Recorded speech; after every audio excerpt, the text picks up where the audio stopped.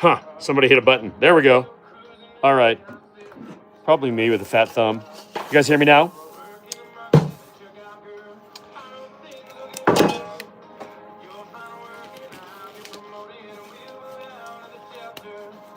Okay, cool. All right, so. You need ECMO. Up, ECMO. Me? Okay. All right, so I'm back to get my hands in the bucket again here. But for those of you that are just tuning in, I am Oliver the Wolf Guy. We are the Tahoe Wolf Center. We're a 501c3 that teaches people about the value of having wolves and other carnivores on the landscape. And we have 5 ambassador animals plus an Alaskan Malamute on the property. The Malamute has been raised by the wolves and she is very unruly.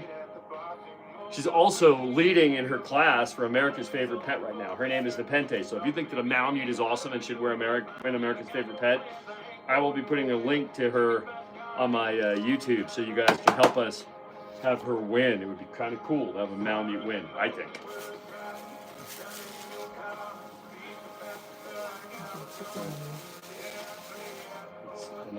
And again, we're making 20 days worth of food for the animals right now. And no, we're not disposing of the bodies here. Like I said, I got a better plan for that. Clearly, I'm not squeamish, right? I do have a sign in front of my property, though, that says trespassers welcome, wolf food is expensive. So, it is kind of appropriate. People meat is gross, though. I wouldn't feed that to my animals. That's more of a Ramsay Bolton kind of a deal. Now, hounds will never hurt me. Said it yourself.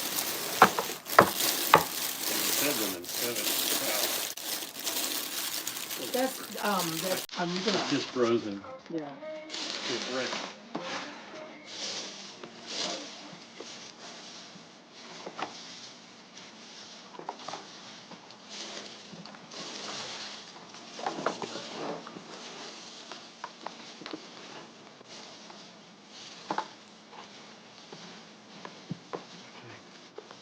Done fishing.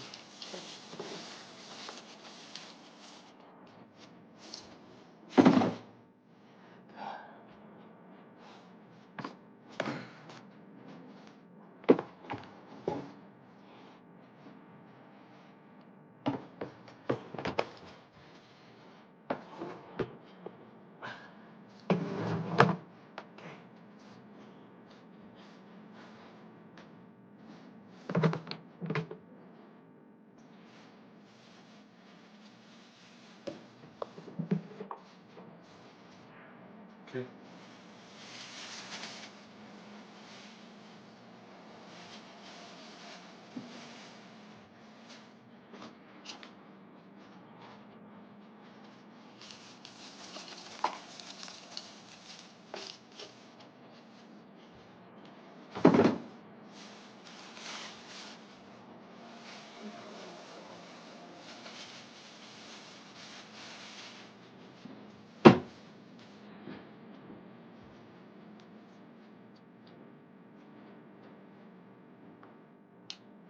So for those of you who are just hitting the channel now, I'm Oliver the Wolf Guy.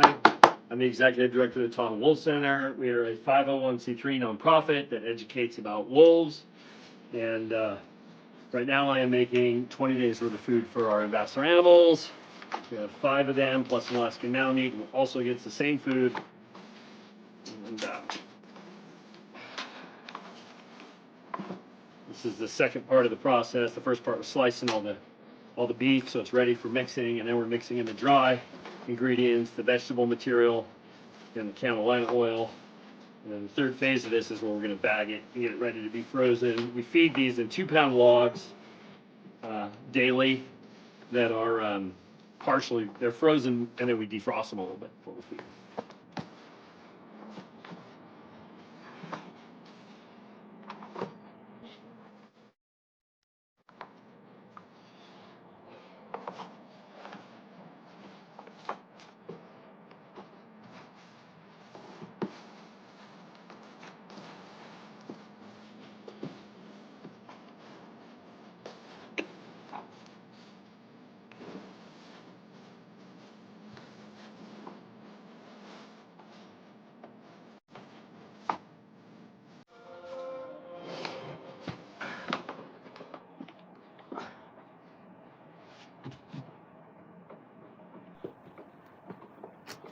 The next one will go in the red one.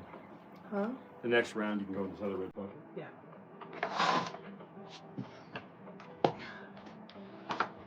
How many we have left? Is it how many? 3 maybe? Can you make 2 together? No, don't do that. Okay, right. So just split half of it. We're gonna do 32 pounds in it. No, we don't have to use scale anymore. No, this is maybe more than that. You think so? Okay. Otherwise, if one of them might be small or.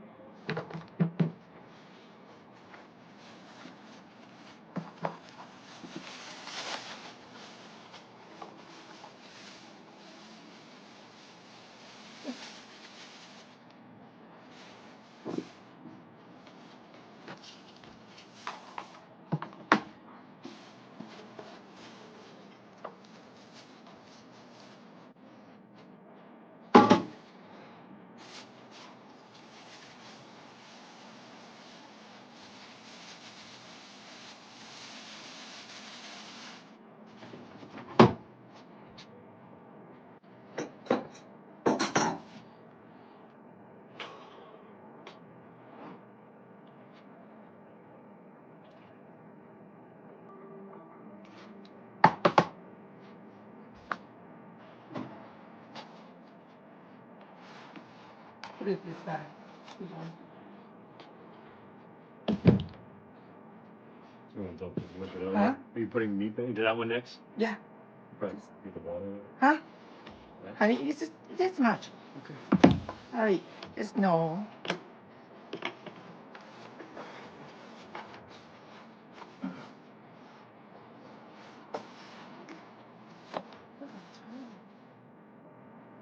I have no idea what is. So pleasant. Yeah. The King's Hawaiian bag that Nepenthe tore up yesterday. That's what that was.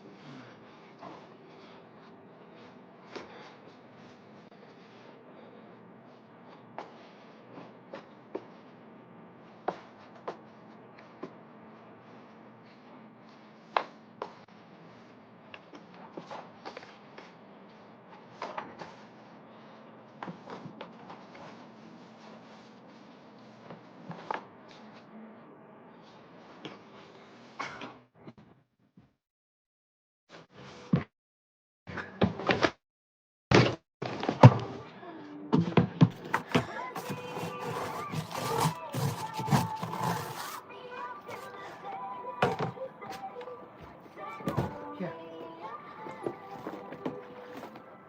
It's better when it's flat for me. You don't have to scale it. Now it's just all done.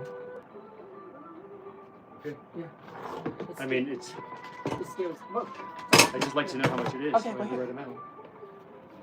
Good. Okay.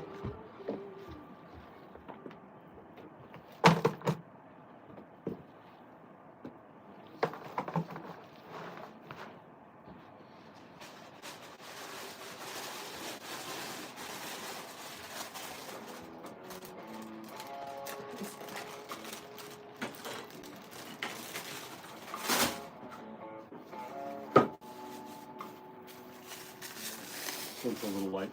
I told you to split in half. Right? Yep.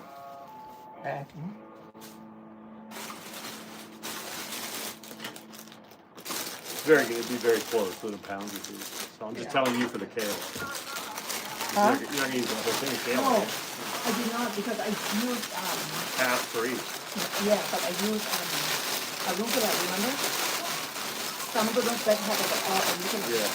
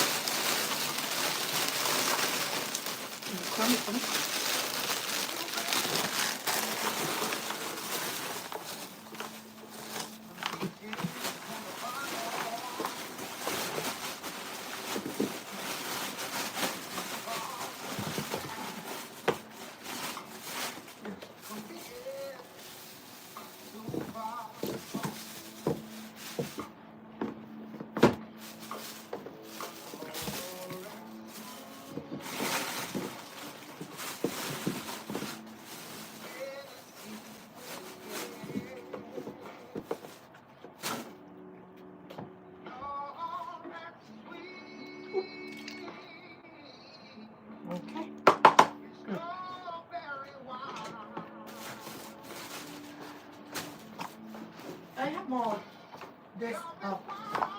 You want to pour it? What, the powder? Yeah.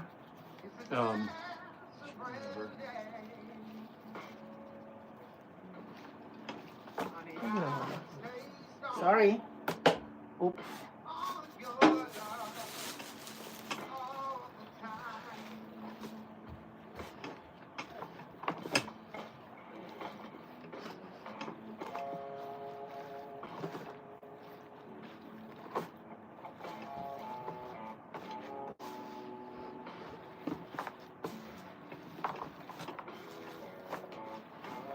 Okay.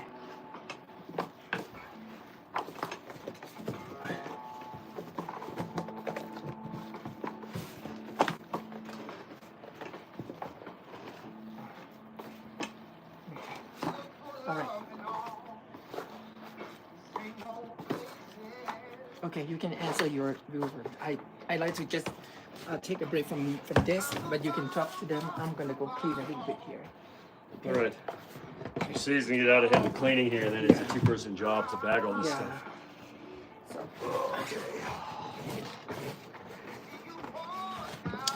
Hey everybody. All right. What is in this? It's grass-fed beef.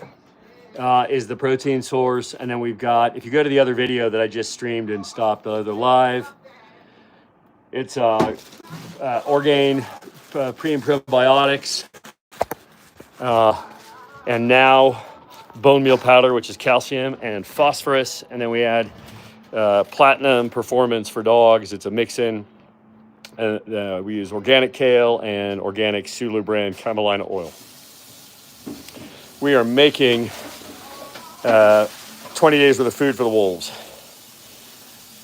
What's the powder and the green stuff? Okay, so the powder is now organic bone meal powder. When you're raw feeding an animal and you're using meat, that doesn't have enough calcium or phosphorus. And if they're not getting the calcium or phosphorus they need, then their body pulls it from their bones and weakens their bones. Ultimately, it can kill them.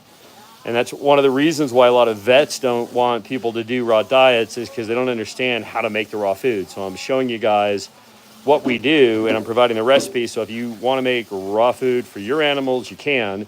So what we're doing is we use 1 teaspoon of now bone meal powder, which has the right ratio of calcium, phosphorus, and vitamin D for every pound of meat that we're putting in. It's a magnet. So for every pound, there's a teaspoon of that.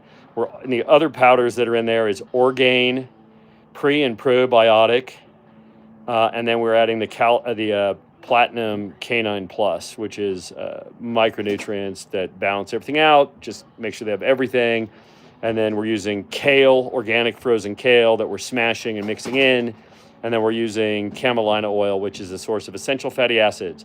Can wolves be tamed? Tangri. Hey, they can be socialized. All of the animals that are here we get them quite young, and we work with them very closely. I mean, I tell people I put about 10,000 hours into every animal by the time that they're a couple of years old. So that they would start with very small puppies, and for the first 4 months of their life, I'm basically with them 24/7. They sleep with me.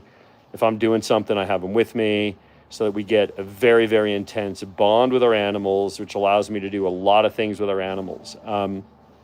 Ordinarily, we get those animals when they're just a few days old.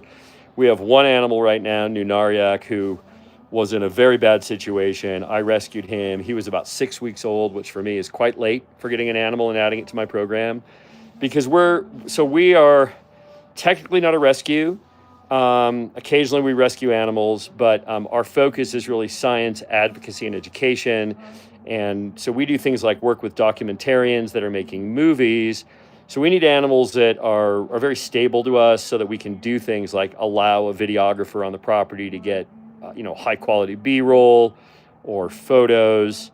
And rescue animals a lot of times really, they suffer with that kind of stuff. Whereas our animals, we don't put pressure on our animals. They're used to having unfamiliar people from time to time be on our property. They have other people who are their friends that come to visit. And I take my animals out all the time. Like they're used to being in a car, they're socialized to coming indoors. So we're very, very specialized in the things that we can do because of how involved we are in the early life of our animals. But I also do a huge amount of coexistence consulting for people that have got themselves a wolf dog and realized they weren't really prepared for what that means. I like to tell people that an animal with any appreciable wolf content is a lifestyle. It's not a pet. I mean, there's no doggy daycare, right? Like you can't really get a dog sitter. I mean, my wife and I have been married for 23 years. We've never been on an airplane together because one of us has always got to be here. Mostly me, but I mean, if there's like an emergency or if I'm going to get a puppy, she can hold down the fort. But like, there's really not anybody that could come stay at my house so we can get a vacation. So it's very, very specialized. Other questions? Well, so Tanya here is washing out the other buckets. It's just easier to move those along while we're in the process. That way it doesn't get all hard and make it hard to clean. For those of you that are just bouncing in and out, I'm Oliver the Wolf Guy. I've spent the last 40 years of my life living and working with wolves. My education is carnivore biology, specializing in carnivore behavior. And I've been living in a habitat with wolf dogs and wolves and canids as diversified as Pomeranians, Dachshunds, Border Collies, Malamutes.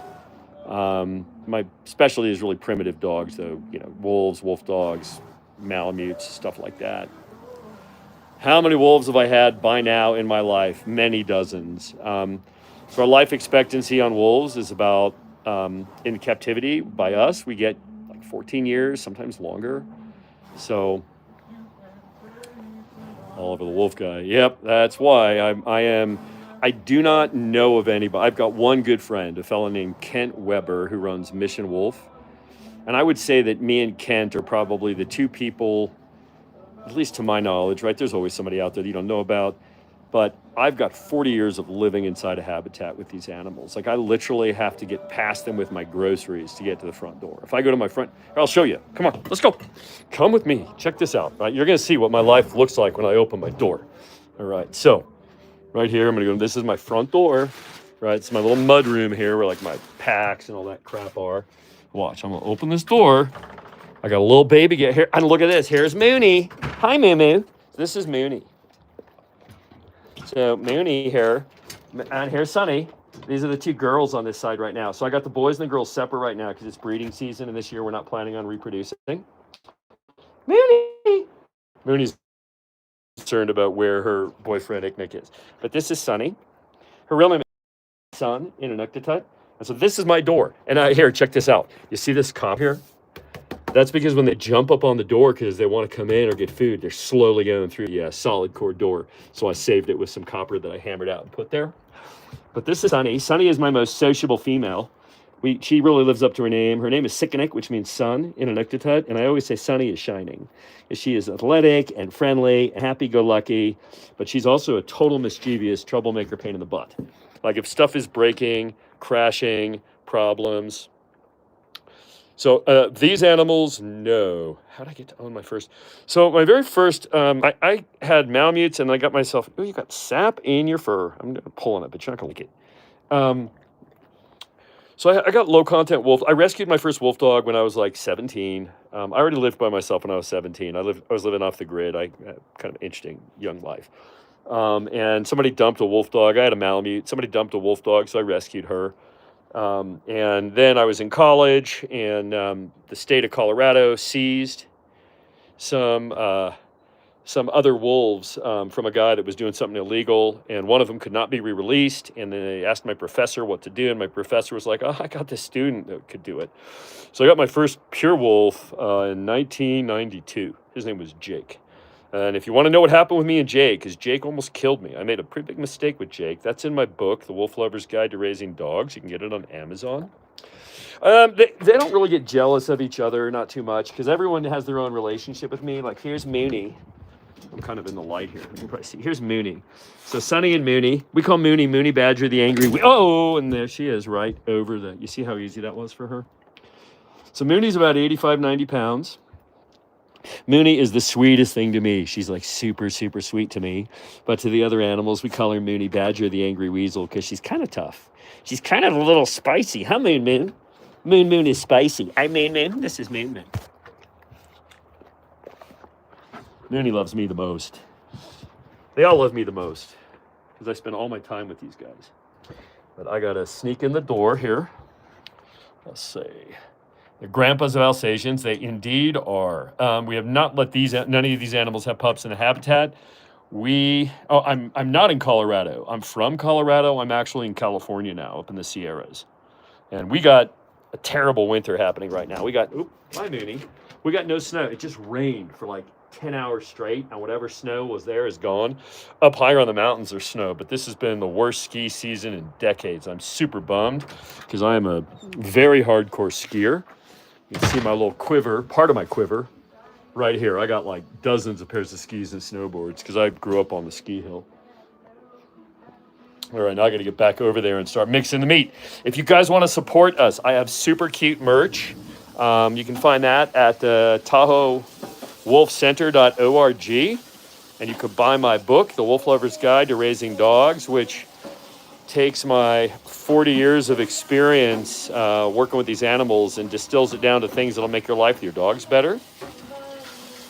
We're really lucky about fleas and ticks. We do not. Tahoe is kind of the most amazing place where we live up in the Sierras. We don't get fleas or ticks. We really don't. We do just most basic deterrent. We use something called Interceptor a couple months a year, mostly for heartworm. So yeah, that's pretty basic. And what do we do with them? You mean the animals? So they're educational animals, and I spend a ton of time with them. I take them out to give them the most natural, healthy life possible, but they are, their life is devoted to showing people how amazing, intelligent, interesting, athletic, special wolves are. That's their job. My job is to make sure that they get to live their best life. All right, so now, for those who've been hanging with here, we're about to take all this meat. Oh, it's so much meat. And we already have these bags pre-rolled. And what we're going to do is we weigh it into 2-pound logs. And we roll it into like burritos. And then I toss that into the freezer. You have a joke? What kind of joke? I'm good for a joke. Let's hear it. With Bro Jogan. I know he's obsessed with wolves. You want to... Okay, so we're going to let... our house is trashed right now. But we're going to let Princess... So this is a Kutak. This is our... If she wants to be subtle, I like her to be subtle. She's nearly 14. She's our matriarch. She's the boss. And she wants to come in. She's banging at the door, so I'm going to let her in. It doesn't always go the way we want. Looking at that meat mixer pocket. Exactly. So listen, if you guys want to help me out, supers, subscribers, that is $1,700 worth of food for 20 days. And so we're getting a Kutak here, sleeps indoors because she's kind of older now. So this is our old lady. She's 14. She's Arctic wolf. And she is the cousin of an animal actor named Ghost from Game of Thrones. And we're just trying to get her to... She actually will listen to me a little bit. A command is park. Yeah, you want to... It's just like this. Just like that. It's friendly for the front camera. Kiwi, can you park? Can you park? Beauty queen, you want to park, or are you going to roam around and cause trouble? Hi, sweetie.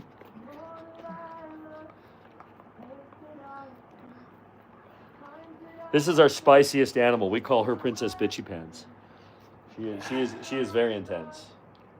Where are you going? Also, you have to go back to... Otherwise, you got to go back out because we got all that meat. Would you rather her to choose her? Maybe she wants to eat. She's not going to go in there. She doesn't do that. Well, I don't know. Okay, so... You want to park? Tanya's going to try to get her to park. Here. Yes, it is. This is our Arctic wolf. It's our old lady. Go park.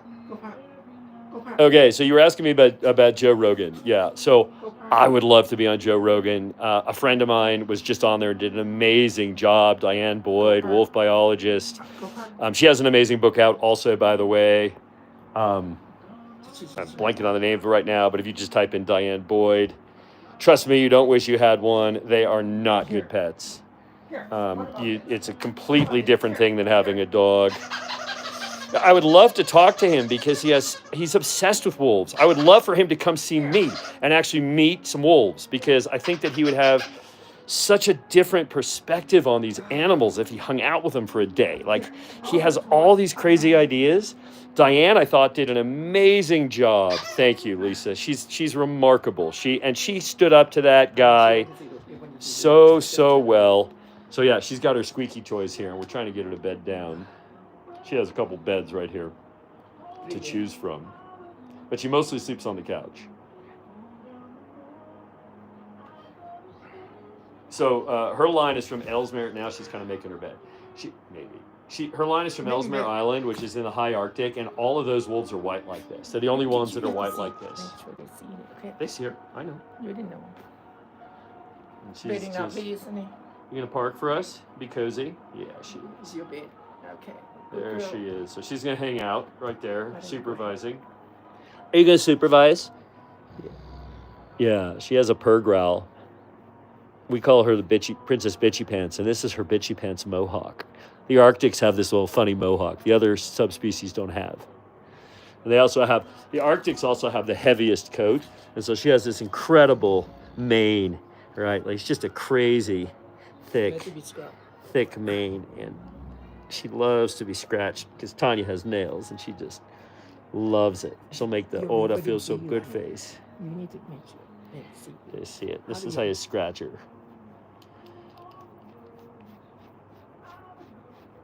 Okay, I mean, but don't let this deceive you. It took us years to get her to chill out in the house. Years. So yes, they do have hollow hair like a polar bear. It's a double coat, so they have a super soft undercoat that's gray. That's why they call these guys gray wolves. See how it's gray? And then the outer coat is hair that's kind of oily and coarse. Good girl. And she's gonna chill out. Just me run a marathon? I don't know. My knees don't like that so much, but I can hike with a 40. She won't more scratch. She won't more scratch. My wife is telling me I'm not doing a good job with her. She's got an itchy spot. Here's an itchy spot. Oh, I got it. Oh, it's really athletic to scratch these guys. You gotta really work hard. Like I work up a sweat scratching her. You see, she's like, oh, that feels so good.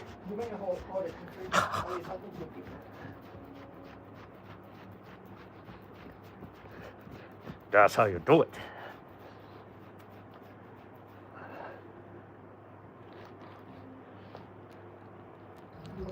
No, I got it. And she's gonna chill out for us. A beautiful old lady. She'll be 14 in April. Still kicks ass. I take her on a walk and she pulls like a banshee. Close calls. I never have bad breath. Why you look like my grandpa? Because I'm 57 years old and I've spent my whole life in the outdoors. My hair is as gray as my beard. I like to tell people I'm phasing out like a black wolf. Thank you. Yeah, she is a really sweet girl. Close calls. There's nothing up here that would give us a close call, especially if I'm out with a wolf. We have a ton of black bears, but they're kind of big chickens. I actually help people get bears out from under their houses sometimes. Oh, really? You're not ready for me to see if I walk away and she's not ready, then she'll follow me around and cause trouble. We can pause with the need someone, but just if you want her to be so, you have to be right here. Who was that? Who had a close call?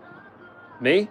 Oh, no, yeah. Well, in 1994, when I was like in my early 20s, I was working with a wolf that I got when he was like 7 or 8 months old when I got him. So I didn't have the same kind of relationship as I have with these animals. And I just made a mistake and he attacked me and he really hurt me. I almost lost one arm. They had to reconstruct all the bone. It was broken in 37 places. He broke my other hand. He severed my bicep. If I hadn't have been out in the woods with a second person who was super, super competent, a horsewoman who was just amazingly competent, I wouldn't even be here to have this conversation. He would have killed me in the woods. That's the only close call I've ever had with these animals. And I get nipped from time to time, but So my arm looks a little strange. I have all these weird. It's so hard to see here, but I have a lot of like the muscle sheaths got ruptured, so it's all like bulgy. So you can see like there's weird dents in it. I had one of those external halos that holds it back together because it was 37 pieces. Well, I believe in being honest about the things that we do, and I know now. I mean, I made a mistake. It was breeding season. He thought I was being aggressive to his girlfriend. I wasn't. I was just trying to get her on a leash. But he interpreted what I was doing as aggression, and he took me out. And he was a lot faster and a lot stronger than I expected.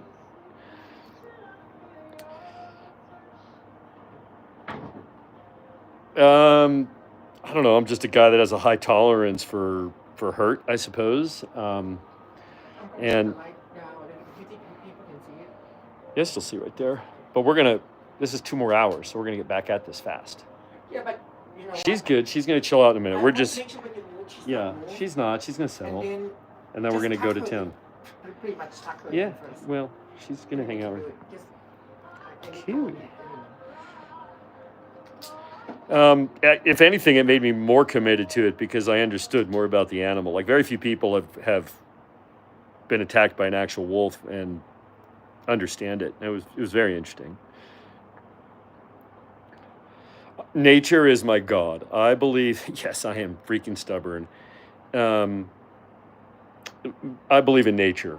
Nature is my church. Biological processes are my science. Whenever I go outside and I'm with these animals, that's my church. So I believe nature is the great creator. I learn more, yeah. I mean, what doesn't kill you makes you stronger. And when you make mistakes and learn from them, you hopefully don't make those mistakes anymore. The whole story about that is in my book, The Wolf Lover's Guide to Raising Dogs. So if you want to check that out, you can read the entire story. And so now she's pretty happy here. I've been scrubbing on her and rubbing her. It's an old lady here.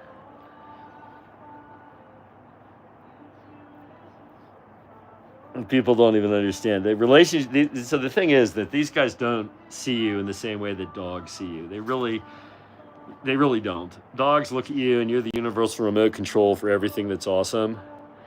And thank you so much. Wolf Lover's Guide to Raising Dogs on Amazon. Yeah, so to me, the wolves are the prototype of all dog, right? These are the raw form of dog that nature created. And I'm just fascinated with this. I love all dogs too, right? The whole reason I wrote my book was so people would have a better life with their dogs. But the raw version of the dog is what I'm just obsessively curious about. I've been curious about it my whole mission in life is understanding them more deeply and integrating my life into theirs in this very complex way that we live has allowed me to have just tremendous insights into the species and the dynamics of the species. And people will tell you who know about me that we have the most complex situation of anybody because I have multiple generations of reproductive animals all working dynamically together on the property. And right now the winter here is so lame. We should have 5 feet of snow on the ground, and so we got mud. It's so gross. Now she's gonna go park on her other bed here. She's like, I got enough pets. I'm happy. I got enough pets. She's looking at herself in the mirror right now. Yeah. She's resetting. You can go back on. This is her favorite spot. Is right here. You got to move that crap for her. Where are you going? So she's the only one that sleeps in the house, just because she's older, and we like to. She's got a little arthritis in her back and her knee now, and so we like to keep her warm. She doesn't get cold, but we just feel better keeping her warm in soft bed at night. And she's a good sleeper once she beds down. Like she's about to just sack out here. She's gonna make her bed. You want to show them? She'll make a mess. Make a mess of the bed. We use moving blankets on everything. I like to joke. We used to have nice furniture, and now we have furniture covered with moving blankets and taped together with duct tape. They're hard on your furniture. Come on, find a parking so I can go finish the food. She's being picky. She's gonna mess up every single bed. Yeah, if you want it, it's your Tyler, who's Tyler Gray? with your toy. Yeah, right. I know. It's so lame here without any snow. Because I don't have baby gates separating the fences. I have ornamental iron fence with electrical wire on the top and airlocks between the fences, so they can't do that.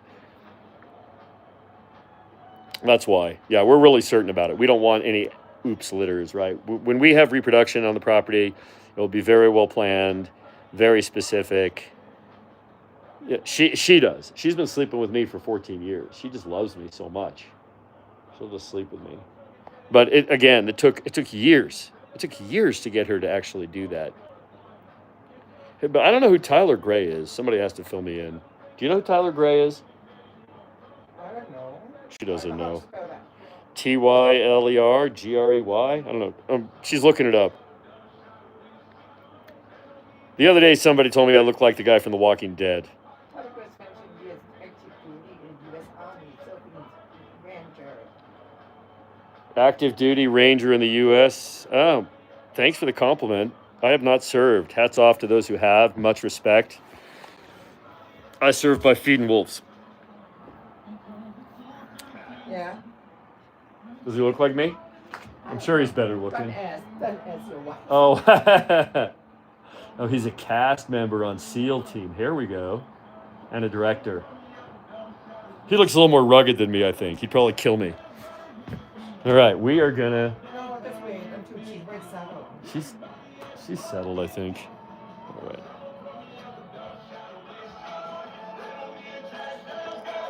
What happened to my beverage here? I had a drink. Oh, here it is. Oh.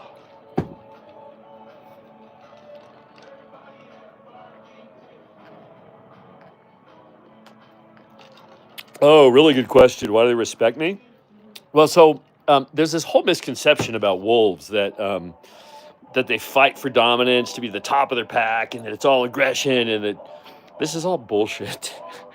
Wolf packs are families. Every single wolf pack ever in the history of wolf packs is formed the same way. When we're talking about wild, natural packs, not captive packs where people are just putting a bunch of animals together, but actual wild wolf packs are all formed the same way. Two lone wolves that are called dispersers, male and female from various packs, set out sort of like when you give your kids a boot to go to college and they're going to try to find their own way in the world.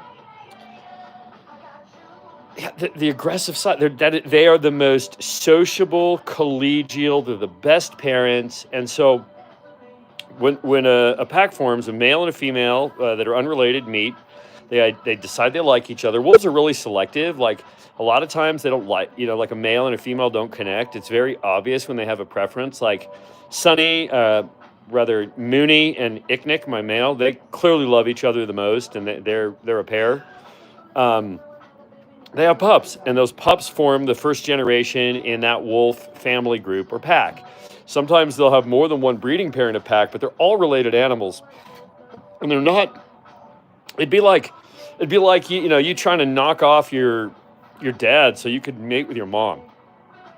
Wolves are very resistant to inbreeding, so every single pack it's a family, and the parents are the dominant animals, just like in a human family. And for these animals, I'm essentially the parent. I bottle fed most of them, and I spend all my time with them. And they know that I'm not a wolf. I mean, they're not stupid. They're super smart. They know I'm a different kind of creature, but I'm so integrated into their family dynamic that these animals don't challenge me for dominance.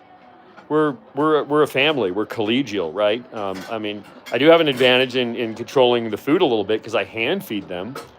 But I have videos on my channel that will show you how amazing they are as parents. She'll give up her food for the sub-adult animals, right? She's very, very solicitous of them. They're super protective of their puppies. Oh, I'm wearing it's not all black outfit. It's just, I was warm. This is just a merino wool shirt. I'm actually wearing camo pants. This is my uniform. They're filthy at the moment. And I got a hat on because I have messy hair and it's in my face when I'm working. She's subtle. Good girl. I do know who this guy is. I am not a fan. I am not a fan of that guy's channel, Black Canadian Wolf. I will tell you why. I think that they have very risky handling practices. I think he's very sensationalized in the things that he does, which doesn't give a great impression. He does a lot of things that try to make his animal look unusually large. He's a good-sized animal, but he's not bigger than my male Icknick, and he's going to be a lot smaller than Nunaryak. And I'm not crazy about their habitats. Like, our habitat is a large, natural, varied habitat that's biologically appropriate for our animals. I mean, one of the things that really worries me about people that get these animals is if they don't know about these animals. Like, my background is carnivore biology. I've spent my whole life studying these animals. I mean, I'll show you something. Like, I mean, just behind my desk where I sit every day writing books and doing my work, this is my library. I mean, she's still walking. She's just watching me. But, I mean, you could see, like, my whole, and this is just a fraction of the thing. I mean, I have books that have been out of print for 100 years. Like, some of these books are so rare, I had to scour for them because I just want to understand, like, even the old time stuff about the species. Where are you, Dakota? Man, I see weird stuff in the sky sometimes too, and I check the charts, and it's not supposed to be there, and I have some crazy video, and I have no idea what that stuff is. It's so crazy. I think there's other stuff keeping an eye on us because we're messy. They're curious. Hello from Ukraine. God, I'm praying for you guys. I worry about you guys. You guys, your courage in the face of these odds has been astonishing. Slava Ukraini, you guys. Am I properly processing my feelings? I don't know. What does that even mean? New message. I got a message held for review. Can I do a back or a front flip? Not on the ground, man. That would break me at this point. On a trampoline, no worries. On skis, soft snow, probably. Thank you so much for the respect. Hello from Moscow.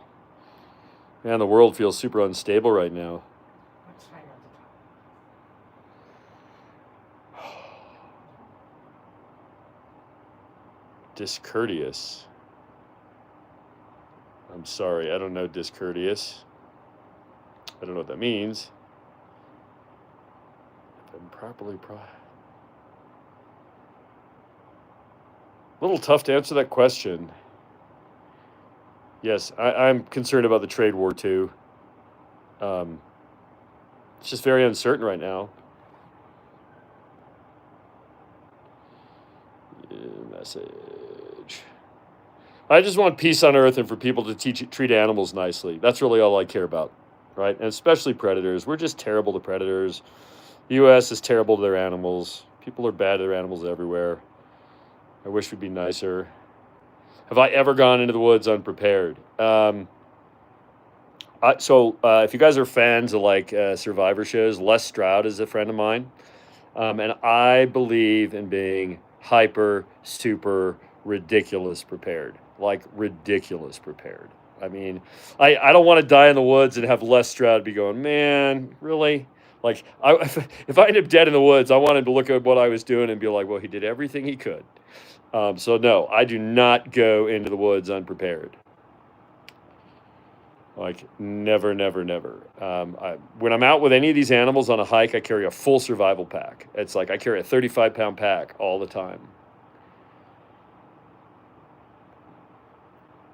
Me, Michael Bush, I sound like an atheist. So I would say that I am a theist in the sense that, not atheist, but a theist in the sense that nature is my God. Nature is my church. I believe that the natural processes that have created all life, including intelligence, are godlike in their sophistication and sublime beauty. So I don't know what a wash bag before. I don't even know what that means. You guys have questions about wolves? I got to get back to making wolf food here in a minute. I'm just waiting for my wife to recharge a little bit because it's a 2-person gig. I'm going to give her a little poke because Our girl here is down for the count now. She's happy. Can we go? Yes, we can. We can go. All right, we're going to start making the rest of the food because I still got about 2 hours worth of processing to do here. And this next phase is the one that kills my neck. So I'm bent over with bags in my lap. So I'm going to reposition. You can reposition. I guys are funny. No, I've fallen down in front of my animals. Yesterday when I was hiking, I slipped on ice and went down, and my animals were like, "Really? You just fell down?" Okay, no.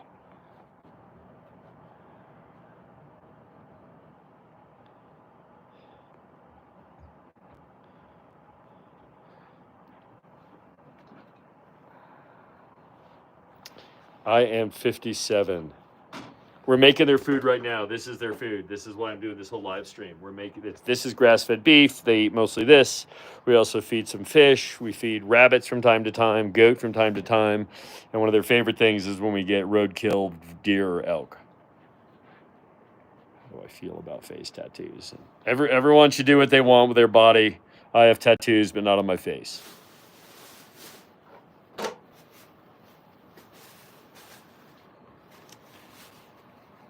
We got some funny people on here, right? About to get into someone's house. It's just from the waist up. This is what I'm actually wearing. People are like, "Why are you wearing black? Like you look like you're gonna rob a house."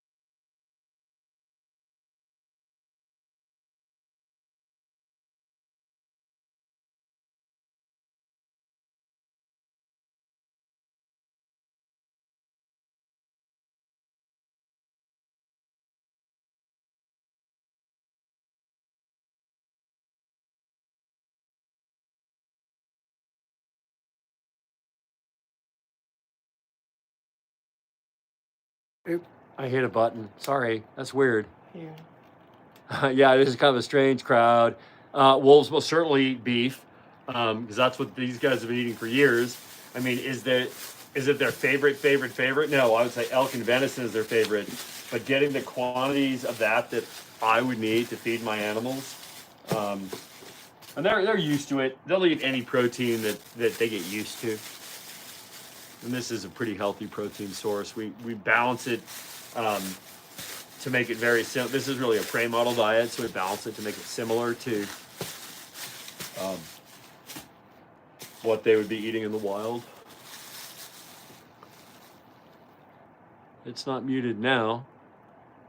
They do attack cattle. No, I mean, it's like I said, it's actually really rare, but it does happen, especially if people aren't cleaning up dead livestock. And so the wolves start eating the dead stuff, and then they're like, oh, that's Burger. And Burger is slow elk, and it's easy to kill. Because cattle are a lot easier to kill than elk. And once they figure it out, it's a big problem. So you guys see what I'm doing here is right. We already had these bags ready to go, and this is 2 pounds, and then we freeze it. Can I resume the music? Yeah. Alexa, resume music. What kind of music you guys listen to? Any? Alexa, next. Alexa, next. I'm not keen on that one. I'm kind of old. I sort of like, like 70s. I'm going to do like some 70s soft rock. Yep. Do you ship out any meat? No, it's just too expensive for us to be able to sell this. Like, the cost, I mean, it would be like, for it to be worth it for us to do it with shipping, it'd be like $20 a pound, it's like ridiculous. It's really hard to make money on raw dog food if you're going to use the high quality stuff.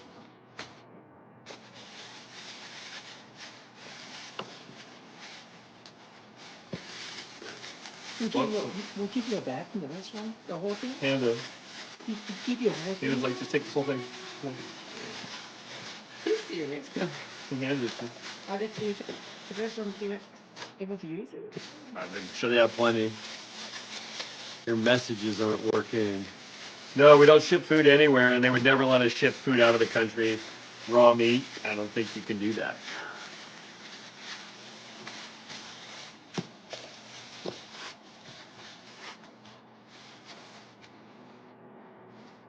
Oh, she's moved to low bed.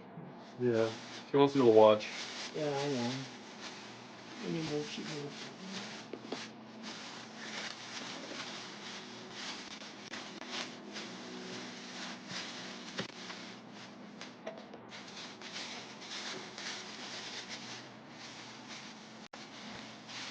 A square container looks way better, huh? I know, I don't. It rolls out into this thing in a shape that makes it easier for me to Okay, whatever make it easy the for me. burrito.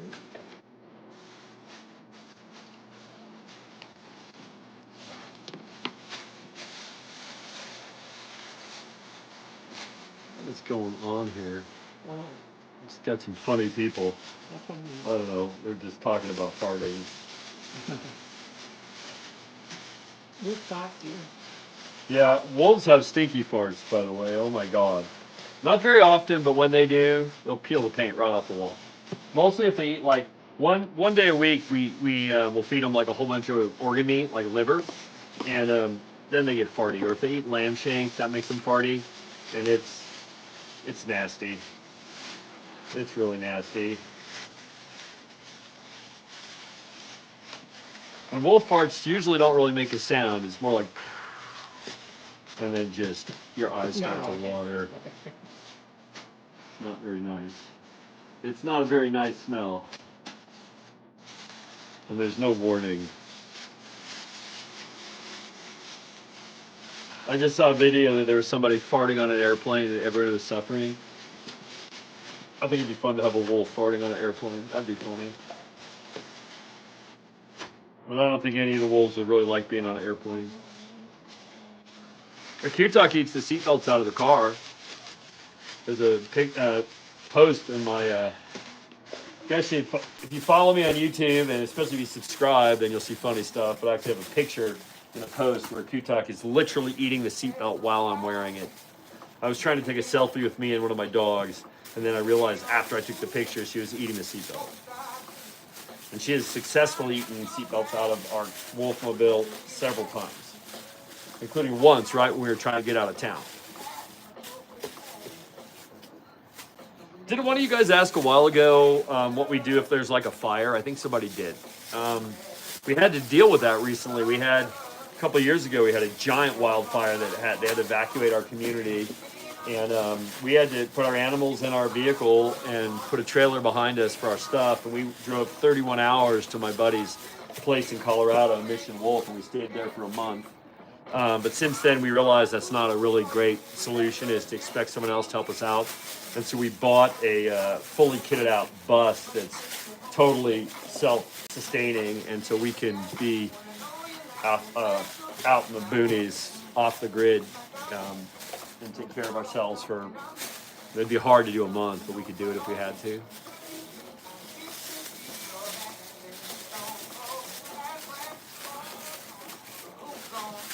So for those of you that are checking us out and are just bouncing in and out of here, I'm Oliver the Wolf Guy. We are the Tahoe Wolf Center. We're a nonprofit education, science, and advocacy organization that teaches people that wolves are awesome. And what we're doing right now is we are making a couple 100 pounds of food for the ambassador animals that are in our care. This is about 20 days worth of food that we're producing at the moment. And this is just the process. Hey, Furrow, what's up? We got another wolf guy joining us. Furrow is a really good friend of mine. Furrow is a fellow wolf expert. Fun fact, Furrow and I bottle fed a litter of pups together like 6 years ago. It was one of the best times of my life. It was so amazing. We did such awesome work. The pups that we bottle fed and raised are some of the most amazing wolves in North America, ambassador animals right now. Every single one of those animals is living its best life at an amazing place, teaching people how awesome wolves are. And if it wasn't for me and Furrow and another person whose name may or may not want to be mentioned, I don't unveil people unless they're joining here, but she was also absolutely critical. It was an amazing effort we did, and it was just awesome. It was super fun. I had the most fun of all because I'm just obsessed with puppies. Like, those guys were kind of tired when I got there, and I was like, that's fine. I won't sleep for 5 days. Just give me the puppies. And actually, fun fact, of those puppies, the one that I took home was the runt. He was the smallest one because he was the only. I wanted a boy that was black colored, and he's now the biggest one. He's the biggest animal I've had. He's gigantic. His nickname is Monster Wolf because he got so big. That's our Icknick. That's the one that's in the video, nicest wolf, by the way. And you see the size of his head. You just can't even believe it. That was so much fun. Furrow should have his own channel. Furrow is hilarious. He's way funnier than me.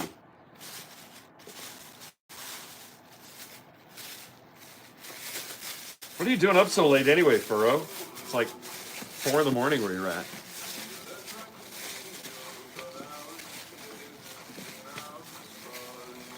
Monster Wolf weighs about 145 to 150 pounds, which is a really big dog. That's a big, big dog.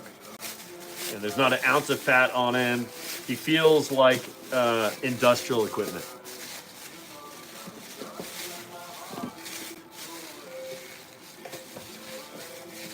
Yeah, actually, Nunaryak is a tundra wolf. And you should see him. He's going to be even bigger than Icknick, I think. He's taller, but he's not heavier yet. But he will be in another 6 months. Huh? He's 9 months old.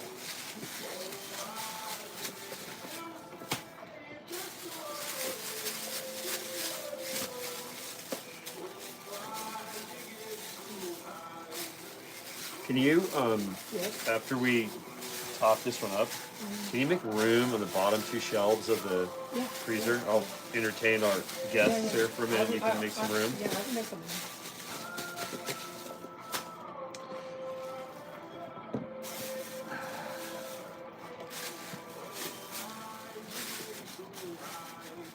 Just gonna tie it up.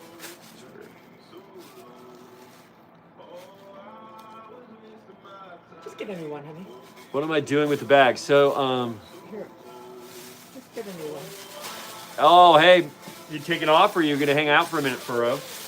What am I doing with the bags? So what I'm doing with the bags is we are making wolf food, and this is how we portion the food. So every bag, it's filled with 2 pounds of the meat that we've been mixing up here for the last 2 hours. I roll it up like a burrito, and then we freeze it. And then when we go to feed them, we just pull the logs out of the freezer and we thaw them a little bit. And so it's pre-measured.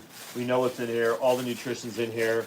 Some of the animals get more than one log, but it's just easy. It's just standard, right? We know every ingredient. Everything is proportion to that.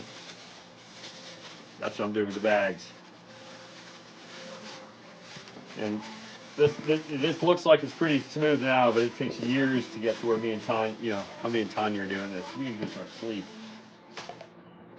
This is just 20 days worth of food.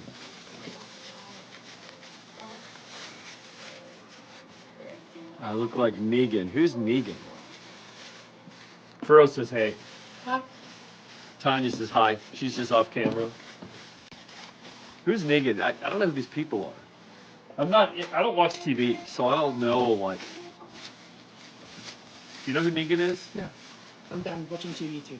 Is that maybe the guy on the Walking Dead? No. Negan. No. Negan? Oh, Negan. Jeff. No, Negan is what they said. Whistling so hard right now. He does. Oh my God. Walking Dead. Okay, yes. People keep telling me I look like the dude from The Walking Dead. Yeah. Yes. Definitely. Yeah. Yeah. That is probably true since I hear it a lot. If you shave your beard, you look better. My wife says if I shave off this ridiculous young man beard, I'd look better, but then I wouldn't be nearly as wolfy. All right, I'm going to just reset those things for you. She's gonna reset those things for me. Okay. All right. That's so funny. We feed them 6 days a week. One day a week we fast them because that's really healthy. Stop playing with my meat. Okay. That's funny. Who's that in the background? Well, it's my messy office is in the background, and my wife Tanya, who's helping me do this, just walked behind me to go rearrange the freezer so I can fit all this meat in there.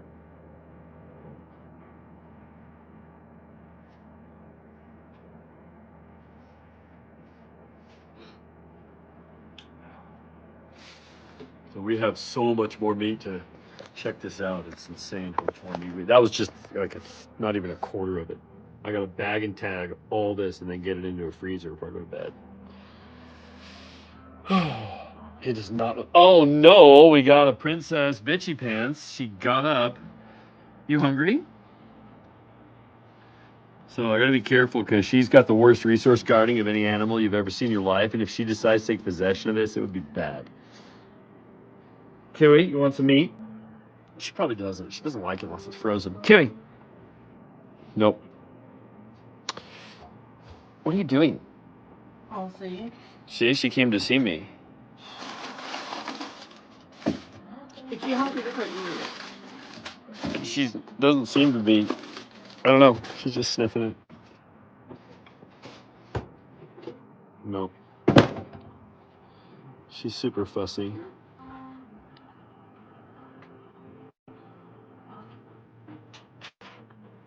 What are you doing? Did she eat it? She's just poking it. She's just poking it. Am I Swedish? No, I'm not Swedish. Hey, Furrow says, hey, Kiwi. Kiwi. The princess bitchy pants.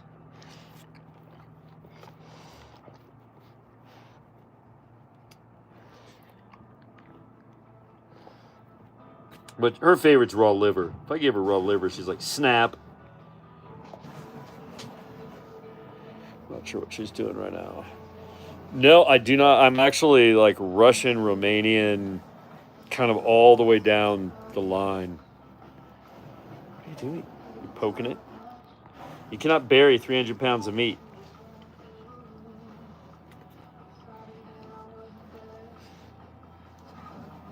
It's like she wants to bury this entire thing of meat. She's poking at it with her nose like to bury it, but that ain't happening. It's just too much meat.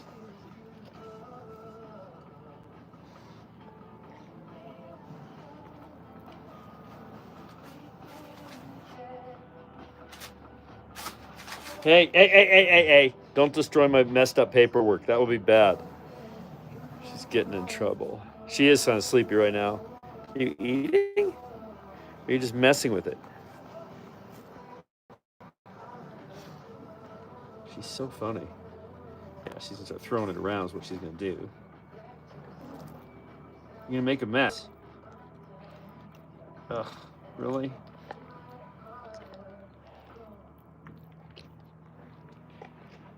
Oh, eat it. This one is really picky. She's the only one that's really a fussy eater, but she's a fussy eater. My Malamute's a fussy eater too.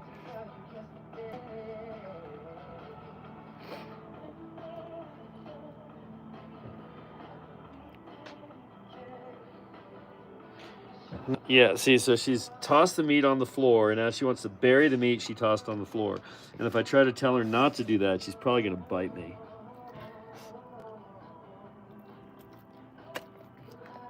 Oh, well, she's eating some of it. That makes me happy. I'll let her eat as much as she wants out of this pile. Okay, it's done. She's eating a little bit. Oh, good. I'm happy. Usually she doesn't eat anything if it's not frozen. That's good for her. Yeah. Okay. So I'm going to let her have a little snack here. No, she can have her dinner now. Yeah, she can eat as much as she wants. She'll never You overeat. can pick it. But she's also pulling stuff out and trying to bury it on the floor. See? Like she's being picky. She's only wants certain bits of it. My God. Right, I know there is something about watching stuff go through a grinder. Yeah, we're all done. We're all mixed. Now we're just doing all this bagging. So this is what it looks like when we've got it bagged. Should I go get more containers? Yeah, why don't you run outside and get a few more of those? But you have to watch her. I am watching her. I'm watching her do whatever the hell she wants. She runs the house. You gonna eat that? Or are you just gonna be fussy with it? Yeah, you done? Poke. Poke. All right, now she's... I gotta go see what she's up to. But that's complications when you actually have an animal in the house while you're trying to do the work. No, you cannot go out there right now, sweetie. Sorry. Hey, come on. Let's not do that. We got all the plastic from the... No. No. Come on. Nah, I'm going to get a leash and have to move you. You can't tear all that up. She's being naughty right now. We have a couple of trash bags here. I don't want her to strew it all over everywhere. Come on. Watch out. She's by the door. Oh, yeah. Good. Chase her away from that. Uh-oh. She's being naughty. I can get one more, but I don't want some meat. I think I'm going to put her outside. Yeah, put her outside. You know what? Put her outside. Yeah, you're being naughty.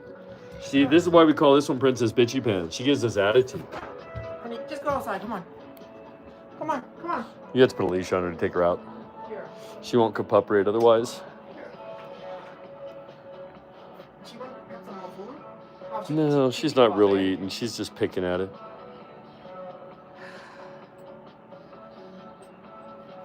Thank you so much for joining. Yeah, she's taste testing. Yeah, she's helping. Hey. Don't tear up every bag. Yeah. See those ears? Those flat back ears? You walk her out. You can. No, I don't want to be the bad guy. You're not the bad guy. I let her out in the morning, every morning. It's right there. Here. All right, come on. Let's go outside. Come on. I'm going to finish it. We can finish the food. You can hang out outside for a while. I'm putting her outside. Put it outside. Bring the pente into. Go on. I haven't seen the pente. Could you bring the pente in? All right. Yeah, the pente is so dirty.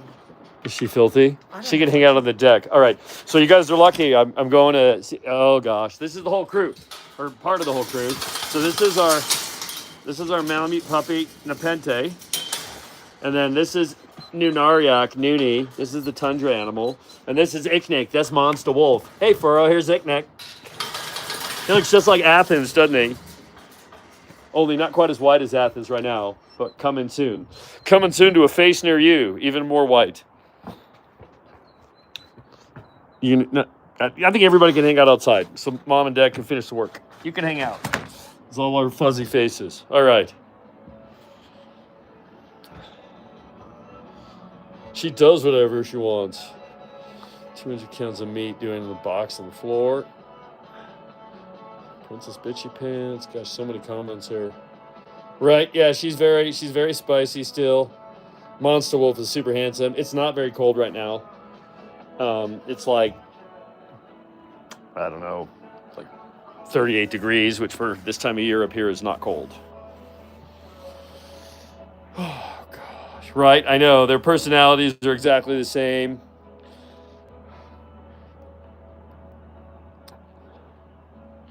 How's Atreus? Is Atreus got the same personality like those guys, or is he more like Affinity? Me and Fur are talking wolf right now.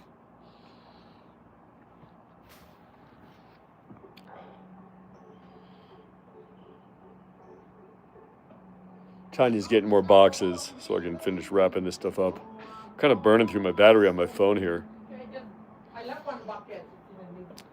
What is going on? They're watching me make a whole bunch of... What's that? I left one bucket in your freezer. Okay. I don't want the other girls to just go through it. Okay, yeah. So. All right. We're going to put this back here and we're going to crank through a bunch of... God damn, we have a lot of meat to do. All right. Put that back there. I need to bring this close to me. She How just much took did like she two... eat? Very little. You know what? You're going to have to give it to her later too. Oh, I should do that right now. You want to do it All later? right. I'm going to... Yeah. We're giving a Q-Tug had an upset stomach the other day, so I got to go give her a little bit of medication real fast. You want to see me do that and get bit? Here, you can come along and watch me get bit. She bites me when I... Really? That's awesome. Yeah, not like Kiwi, thank God. I don't know what Nooney's going to be like yet. Nooney's pretty nice right now, but he's still got puppy brain, but he's super confident, so he could be a handful in a few years. I look at him and I'm like, I hope you stay nice, Nooney. We're making a whole bunch of wolf food is what we're doing. Thank you. Yeah, so we're giving her just a stomach med that just sort of coats her stomach and makes it feel better. Good night. Thank you, Lisa. Really appreciate it. Thank you very much. I appreciate it. Yeah, I would love to get on Joe Rogan and talk to him. What I would really like, way more than even getting on his show, is to have him come see me. Come meet some animals. Really learn firsthand. Like, talk is cheap. Come meet a few of these animals. I think it would just be such an eye-opener. And we actually have a ton in common. I've done stem cells. I've been involved in MMA. We know a lot of the same people. I think he'd be stoked if he'd actually come meet me. You know? All right, Tanya, you're going to come here and hold this for a sec so people... Did you flip it? No, just leave it like that. It's fine. So I'm going to give Kiwi her medicine. It's a liquid. I got to just put in her throat. She's probably going to bite me. She's very spicy. Kiwi. Hey, hold on. It's a little dark. Uh-oh. Hey, Nepente. Hey, Nepente, get down. Yeah, she's crabby already. Nepente. Oh, did it good. I didn't even get bit. See, I'm very fast. Super proficient at that. But that's what 40 years of practice will do, is every once in a while I get away without getting bit. All right. Thank you guys so much. Yeah, it'd be awesome if I could get him to come. I think he'd have an amazing time hanging out with me. I used to be in the cannabis business. We can talk about weed. I have an amazing library of amazing strains. I don't smoke anymore, but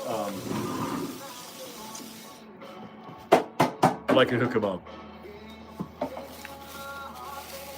All right, I nailed it that time. I need to get... Yeah, so if any of you guys are in contact with Joe Rogan or any of his people or any Lex Friedman, any of those guys. Oh my goodness. Oh my God. Okay. If you're in touch with any of those guys or any other podcasts that you think would be cool, oliverthewolfguy@gmail.com. That's how you can easily reach me. Google Oliver the Wolf Guy and I'm easy to find. I will always go on a show. I will talk to people. My whole mission in life is educating people. It is messy. My house is a mess. I have wolves coming in and out of my house. That's how I live. What happens? I used to have nice furniture. Now I have moving blankets and duct tape. And right now we're in the midst of making a couple 100 pounds of food. That's our priority. No, the meat doesn't really have a smell. It was frozen this morning, so it's ice cold and fresh. And then we're about to put it in a -23 freezer. So It's a wolf house. this is a wolf house. Well, yeah, if you guys have connections to any of those podcasts, turn them my way. I'm happy to do a show. And if you want to support me, you're hanging out here enjoying this, feel free to give me a little super love on this or subscribe. As a paying subscriber on my channel, you'll get some interesting, cool perks. Like if you see Furrow's got a cool emoji that's actually based on Mooney Wolf. And then if you want, my merch is really fun. If not friend, why friend shaped. TahoeWolfCenter.org. And of course, buying my book is awesome because then your dog will love you more. The Wolf Lover's Guide to Raising Dogs on Amazon.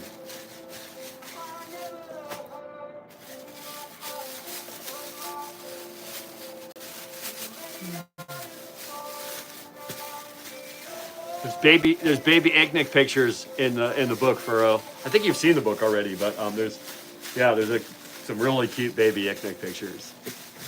I don't think I put any pictures of us doing it. That might be in the next edition. I have to do a whole thing about baby wolves.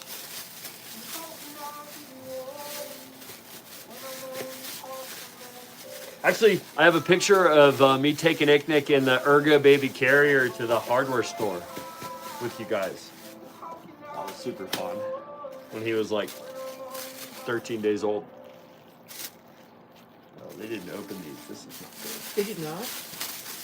Sure. Some of them are, some of them are. Yeah. Hey. Can you treat your dog too much like a wolf? Well, so what I recommend in my book is really inspired by what I learned. Dogs are so much easier, right? They're just so much easier because they want to please you. Wolves don't want to please you. So you're really, the relationship is more like another human in your house that maybe is a cool roommate or maybe is a terrible roommate. Might be a roommate that likes to piss on your wall.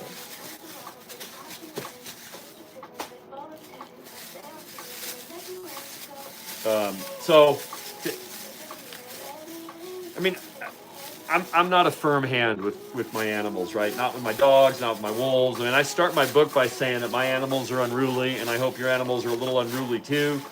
I'm a big believer in understanding that dogs are a highly intelligent, totally self-aware being, and that respecting who they are and giving them a lot of autonomy in their life is the best way to have the best relationship with your dog, because then you learn who your dog is, like what that personality really looks like.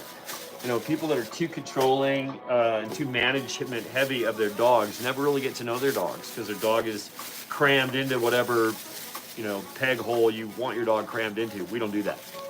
Our animals are a little unruly. Like I don't consider myself a dog trainer. I know an awful lot about it, but I consider myself to be a professional animal handler, and that's very different. My focus is animal happiness and stewardship and not making them do tricks, right? I mean, my animals are my teammates. They're not my inmates. They're my family members. And so we have a very equal relationship. My main job is just to make sure they're happy and safe.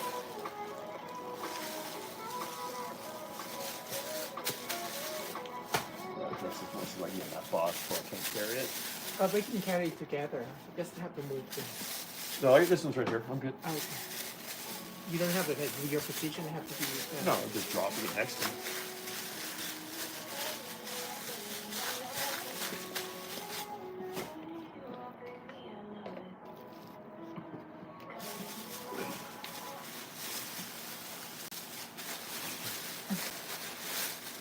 Okay. We have a lot of new credit. Where is it still? We're gonna unload that anyway into the. I put when we're done, I put that one full in the chest freezer because it's hard to get things out of there. When you drop in jet freezer, you can hurt your back. No. I thought maybe you just have to put it in the. No, I got it figured out.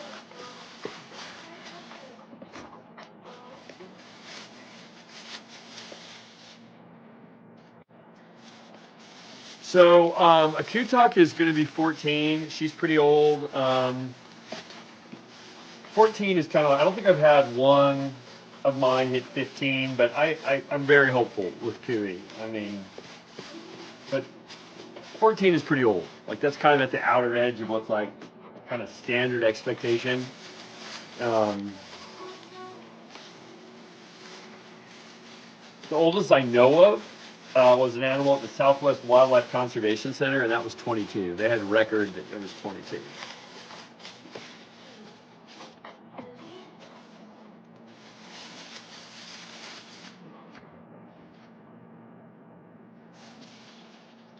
I don't know what that means.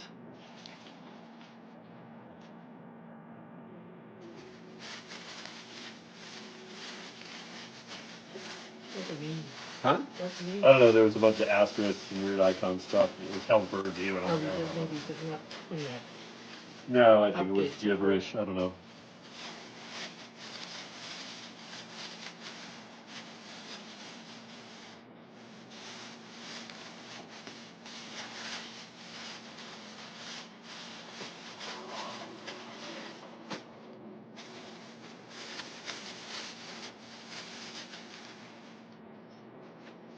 Sure.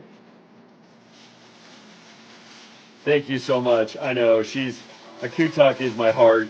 Like we love each other more than I mean. If you see Crazy Jealous Arctic Wolf on my channel, you'll see that animal loves me so much that she would eat me before she would share me. Like I'm not joking. Like my wife Tanya will tell you that animal loves me more than my mom. So yeah, we'll do everything. Our animals do not lack for top tier care. By the way, if you guys are curious, a couple of things we use that we really like, products that we really like.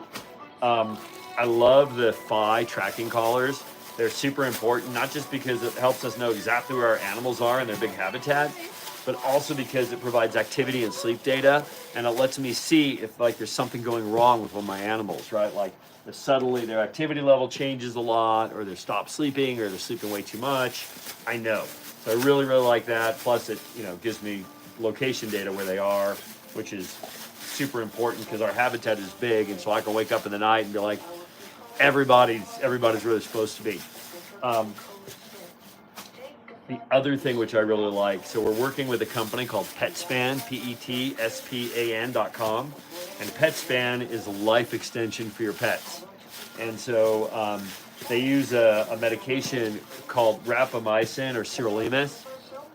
There's been a dog anti-aging study that has found that animals that are given rapamycin can live 10 to 15% longer lives. They also are experimenting with it for humans. But we're in the early stages of a pilot with those guys. We're the first people ever to give rapamycin to wolves.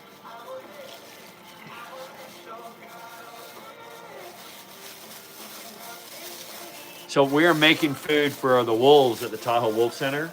This is I'm Oliver the Wolf Guy, and this live stream is really just showing people how we make 20 days worth of food for the animals at the center. And so we already had mixed up all the meat. It's what's right here at the bottom of the screen. And right now what we're doing is we're putting it into 2-pound logs that we're going to freeze. And then we're feed it to them partially frozen and pull it out and freeze it. What else?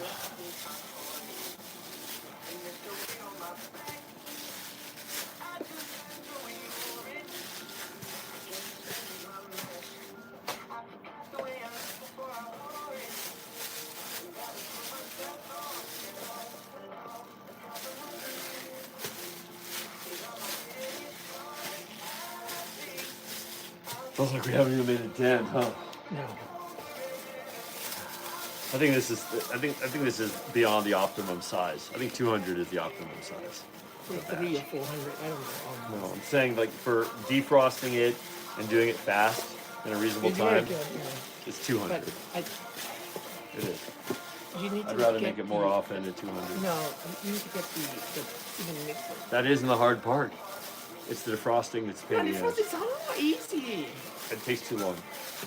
I don't. Everything's a The biggest work. I know, but only because we've been struggling with it for days. The biggest hauling all that ice, moving. It's a big pain in the ass. I'd much rather. That's how we live natural dog. We don't want to. I know, but it's because we had so much meat at one time. It'd be better if we had 200 pounds. I can do more. I don't want to do more. I don't think it's good to do more. Plus, it's going to be dangerous to get frozen in that freezer. But how we thought refrigerator, we put ice over there. It's just not one thing. I think 200 pounds is right. It's like So 2 weeks worth. Now you 2 get weeks. tired.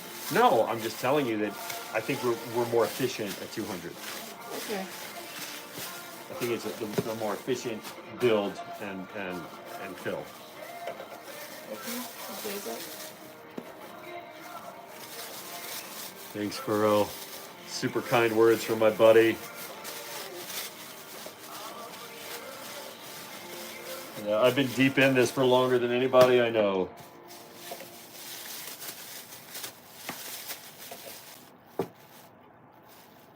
Doesn't create much marketable career skills though.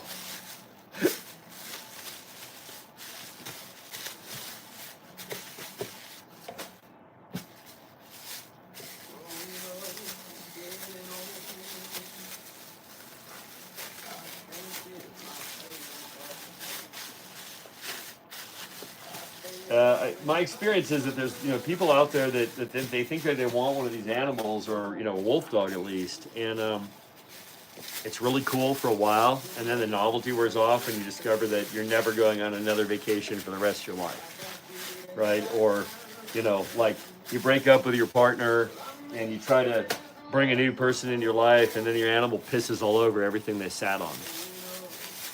Oh, I'm going too fast. That was almost a dump. Right, like there's just a lot of. You want a funny story? I got a funny story. How do they pass? Do I put them down or let nature? So, I mean, it's obviously it's case by case, right? Wolves are kind of interesting. Like a lot of times you have, we're really on top of like health surveillance, so we know a lot better what's going on. We spend a lot of money on diagnostics. We have a really advanced protocol. So like when our animals get to a certain age, like Kiwi's age, we get 3 times a year blood work. We take them in, we check them out. We're really involved in their health. But in spite of that, sometimes they'll surprise you, and a lot of times it's like they're fine, and then one day they just don't come in, and you go outside and they pass under their favorite spot. I mean, that's what I hope, right? That's what I hope, is that when the time comes for my animals, they naturally, peacefully pass on the property in the place that they were happiest. We just this past April lost a Malamute we had for 14 years. My heart dog. It's the hardest thing I've gone through in decades. And we were fortunate in that we knew he was going to pass. He became very ill suddenly, and it was just end of life, right? Organ failure. And he passed at home, right where we're working right now. This was his favorite place, and he's here on the property. Like, we didn't let anybody else handle him. We didn't put him in an oven and come back with a box. We have a very sort of like a Buddhist. We have a memorial site built into our property, and so yeah. So that's the best, right? I mean, it's the hardest, but it's the best, right? Like, it was the worst thing ever, but it was the best thing, right? Like, we didn't have to give him a shot. He was with us when he took his last breath. We were both right here, and I mean, he was right where he wanted to be. And it's like he picked his moment. Like, if he'd passed a month earlier, it would have been very hard for us. As it was a horrible, beautiful thing. So I can only hope that the same is true of my other animals when their time comes. But we will do anything in our power to keep an animal comfortable and healthy for as long as they have a reasonable quality of life. Spare no expense. We budget for this.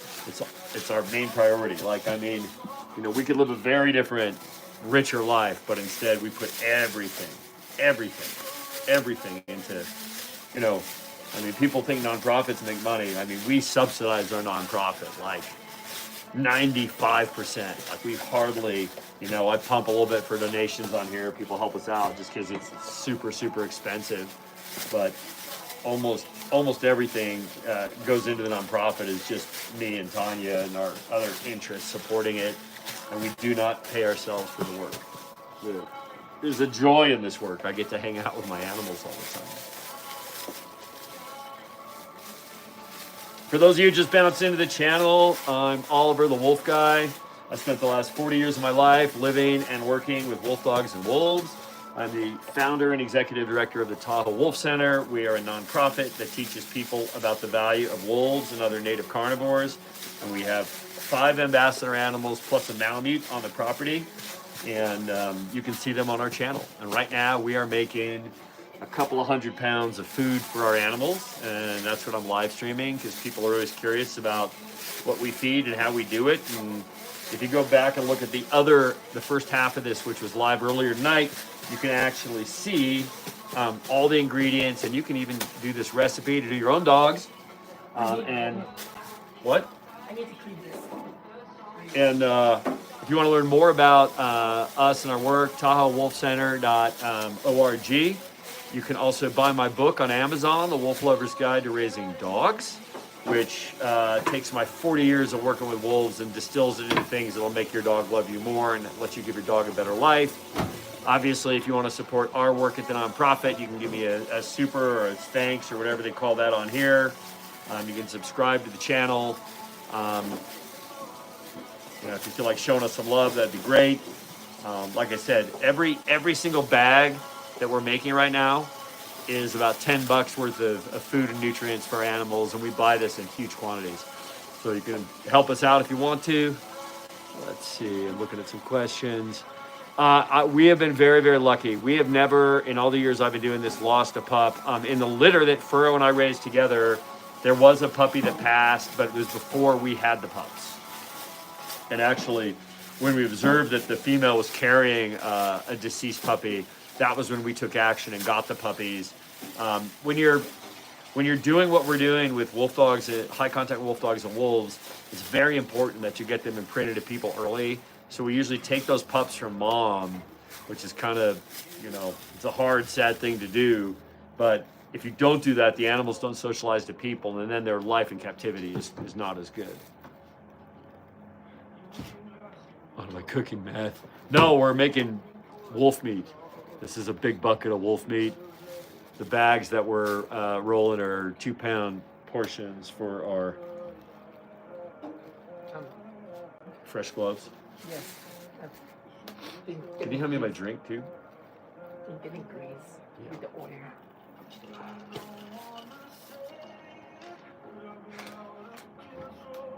I'm glad we took lunch. Heavy lunch. Yeah. So we didn't get hungry. We're gonna have to unload some of this.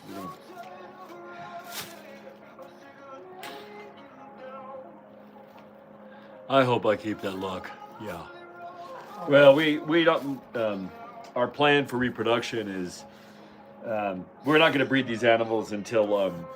So I have a huge goal. If you guys want to stay tuned, I'm trying to do something gigantic, right? So up here where I live, there's this golf course that doesn't make money, and golf courses in a high Sierra environment are stupid, right? They use 500,000 gallons of water all day, every day, all summer. They put 5,000 gallons of herbicide into the ground, which runs into our lake and poisons our water table. I'm sorry if you're a golfer, but F freaking golf courses in places like this. And so what I want to do, I'm working on it right now. I'm working with our board of supervisors, the different management agencies. I've got this big, hairy, audacious goal. I want to buy that golf course. It's 52 acres.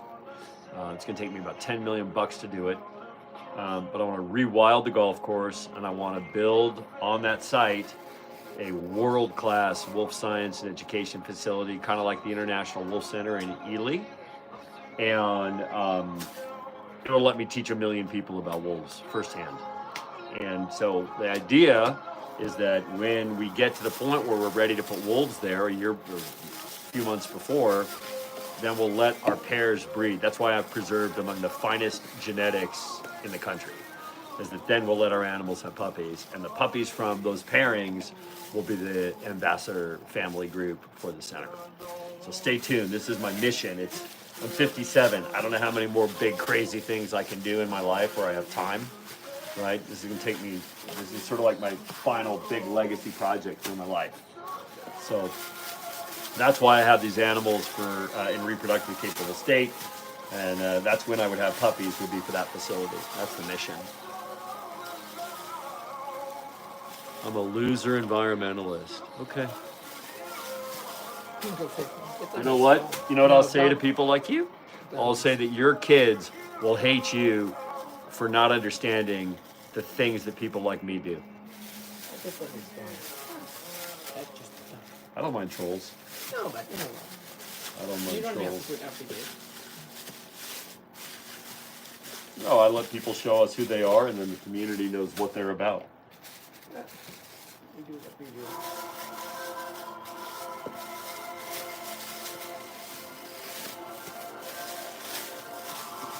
Don't go all night. I'm not. I'm laughing.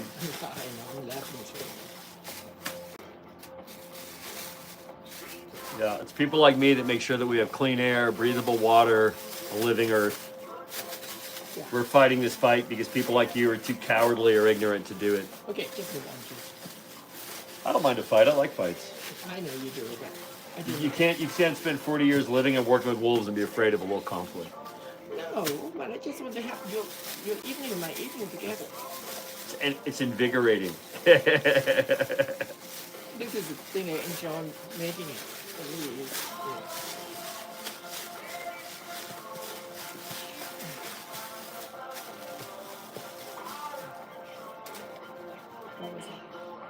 What was that? Guy says I'm bald under my hat. The guy So who fuck said, off. You just kick him out. I could kick him out, but I'm just letting him show the rest of the people that are enjoying this video who he is or what he is, which is an idiot.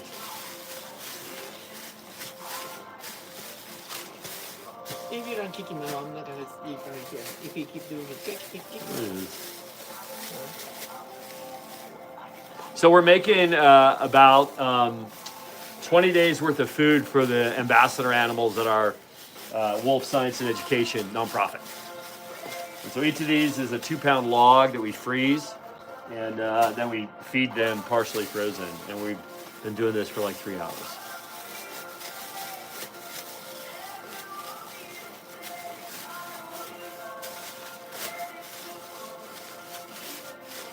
So, you know, in my many years of doing this work, one of the things that I've done is I've testified at a lot of federal hearings to, you know, protect wolves, to encourage wolf recovery. A lot of those hearings are in places that are pretty unfriendly, right? Like one of the ones I went to was about Mexican wolves. It was in a place called Snowflake, Arizona. And I come from a ranching family, right? And so a lot of times, you know, when people who are in favor of wolves, they're like a lot of times they tend to be more urban people. And it's easy for like the ranchers and the hunters and the cowboys that hate wolves to be like, we'll let wolves in New York City, see how you like it, right? But me, you know, I've got more experience with wolves. I've lived off the grid. My family had tens of thousands of head of cattle in our operation. And so to them, I'm the worst enemy because I'm kind of like a traitor. Like they can't say I don't know what I'm talking about because I know more than them. And so that makes them violent. And so, you know, somebody trolling me on YouTube is nothing. I mean, it's when a 6'5", 270-pound cowboy punches me in the face, which happened in Snowflake, Arizona. Guy almost killed me. You know, I'm not afraid of a little dust up. That was a little more than I could manage. I had a friend with bear spray that helped me out. Luckily, those drunk. Can I take you? Yeah. You know, those drunk cowards, you know, 5-on-1.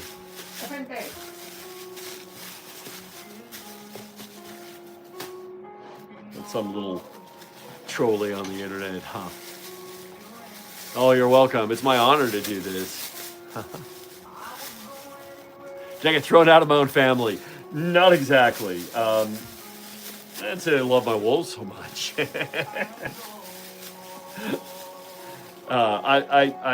My brothers and I are super close. I have some amazing brothers. My youngest brother in particular, Spencer, is the best person I've ever met in my life. He's just a next level amazing human being. Oh, thank you. So nice of you. I so appreciate your help. That's awesome. Really appreciate that. Yeah, I haven't talked to my old man in a very long time. But yeah. And actually, I mean, I don't know if you guys are, people keep asking me if I'm religious. Nature is my religion, which is sort of I'm very spiritual about nature and natural processes and earth and biology. But for those of you that are inclined to say prayers, I hardly divulge personal stuff. But my mom is in the hospital in Southern California with COVID right now. She's pretty sick.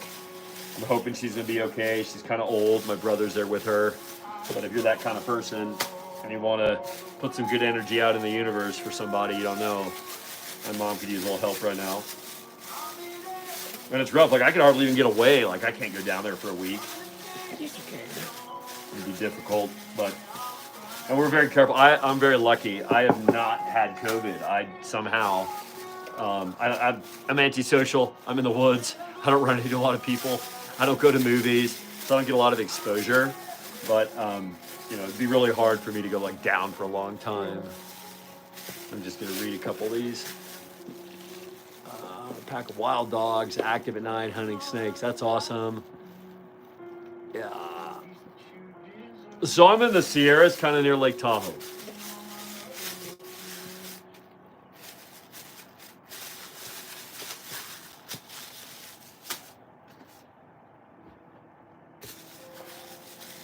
You guys see all this meat behind me here? There's so much meat.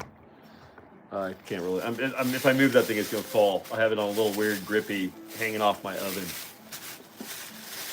So for those of you that are just tuning in, I am Oliver the Wolf Guy. We are the Tahoe Wolf Center. It's a nonprofit that teaches people about the value of wolves and other native carnivores. And what we've been doing is we've been chatting here. Oh, thank you, Furrow, man. Dude, you're like my #1 supporter, and you do not have to be. I love you so much, brother. You're amazing. You are really amazing. You should come see us, man. I don't know if you were going to get on an airplane, but if you get on an airplane, you should come hang out. I miss you, Ben. So we're making a couple 100 pounds of food for our animals is what we're up to here. So, damn, Furrow. Thank you. Super touched. Like, all of us wolf people are like always like right on the edge, right? It's so hard what we do. For my buddy to kick me cash is like, that was the first miss in 100 bags. Oh no! Hi. Can we get a little towel? Huh? Because every other bag will be spooged and sticky then. We missed.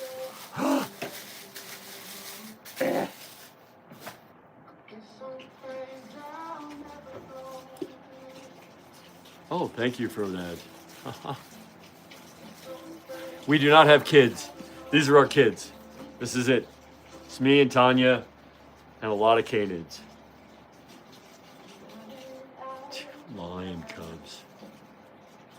That's nuts. I'm a dog guy. I mean, I love cats. Don't get me wrong. I think cats are amazing. The athleticism of cats is something to behold. My whole life has been canids. I understand how they work. My dream job would be to, not just do wolves, but to add to my menagerie. I would love to work with hyena. I just think hyena are super interesting animals. I have some friends that work with hyena. That's already clean for you too. A good friend of mine, Megan, is the cheetah handler at Busch Gardens. She was a wolf girl, and now she's a cheetah girl. She went to the dark side, the cheetah side. But I would love to do wolverines also. I think wolverines are just such fascinating. And I mean, grizzly bears. Black bears, I interact with black bears a lot because there are a lot here, and I do a lot of like coexistence work up here where I live. I'm on the board of another nonprofit called the Bear League, and we do amazing bear coexistence work. I love coyotes, I love foxes, raccoons. little weasels like minks, martens, like the girl that has the Russian sable. Oh, so cool, so interesting, so fun, so bouncy. They're quick before they're a pain in the ass. But you know, it's important to stick with what you know if you want to do a great job. And I know canids. Like I can do foxes, coyotes, dogs, wolves. I really like to work with painted dogs. I think painted dogs are super fascinating. Their structure, their social structure is really complex. Maybe someday I'll get a chance to do that. But you know, right now my big focus is wolves really need all the help they can get in North America. They're under pressure. Lauren Boebert is trying again to federally delist wolves, which would mean it'd be open season on wolves pretty much nationwide, and so we're fighting really hard to avoid that. So if you guys are, you know, stay tuned into what's happening and let your representatives know that we think that killing wolves is senseless. It actually creates more problems than it solves. And right now, just so you guys know, have you heard of zombie deer disease? Who can take it over for me? What I do now? Well, I mean, I'm just gonna live for fucking ever because I'm too stubborn to die, right? I'll just look like the Night King later. My wife is like, sure, dude. There are people out there, and obviously, if I get a bigger center going, I will spend a ton of time making sure that I can. Yes, exactly. Chronic wasting disease, 100%. And evidence shows that the only thing that slows the spread of this devastating disease is predation, and principally wolves. Mountain lions maybe, but wolves for sure. And it's coming. It's spreading. It's in. I mean, a great statistic is in Wisconsin. In the counties where there are wolves, it's in less than 26% of the deer population.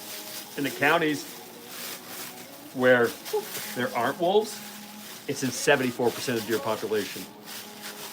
That just shows you how important predation is at controlling a disease. And the thing is, they just found evidence of chronic wasting disease in cooked elk meat.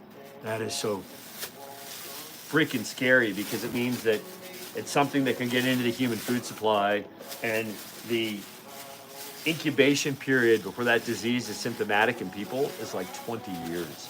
So by the time we know it's a problem, it'll be an incredible problem, right? If you see a moose in town, remember this, they're home. Don't walk near it. Yeah, for sure. Protection, wrapping your meat. Woohoo. Burritos. These are wolf burritos. That's what they are. Thanks for keeping us company while we do this.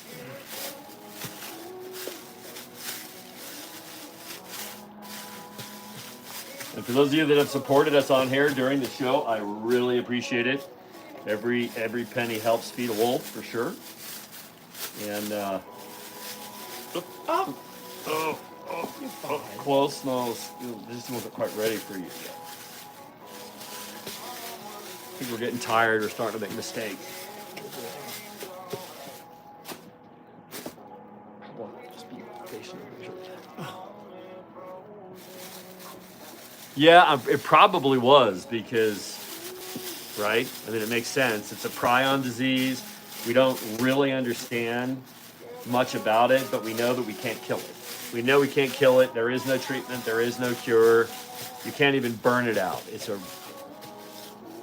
And we did it to ourselves. They were researching a similar disease called scrappy on sheep at CSU in Fort Collins, and they had a herd of captive deer, and the deer got infected with the scrappy, and then the deer got loose.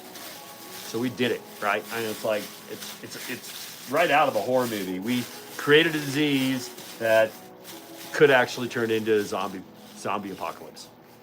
It's a zombie deer apocalypse already. So, yeah. Good on us, right? What time where you guys are? It is 23 minutes of 1 a.m. Are you serious? Yep. Well, that's what happens when you take breaks. The clock keeps moving while you're resting. Oh, yeah. How much do we have? Oh my God, so much. We're gonna have to unload some of this so we can. No, but put everything in the back and just go later. Huh?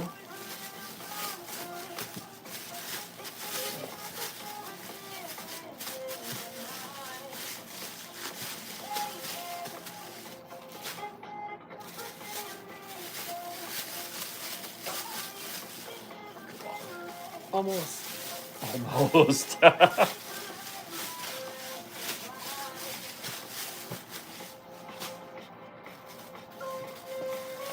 else? Ah, no brakes. Almost done. Wow, yeah, that's where it started. That's why I mean, but it's everywhere now, right? It's in Wisconsin. It's in Montana. It's in Colorado. It's in California. Like it's go Wolves. If these guys weren't so, and here's what's going to happen. I'm telling you right now, is that if these guys start damaging the wolf population and wolves can't exert their important biological function on the landscape, this disease is going to make its way to livestock. I mean, my friends who are epidemiologists who study this for a living, like when I say it's going to jump to livestock and people are like, nah, it's not. They're like, yeah, it is. It's just a matter of time. These things mutate. And if that gets into the domestic beef population, it will crash the whole industry. Like we had mad cow disease, which is a variant, right? It's similar. And we killed millions of cattle just to make sure that it didn't go. Like, I mean, beef exports from the U.S. were banned into other countries. Like, it was devastating for our industry. And that was for a very small infestation of it.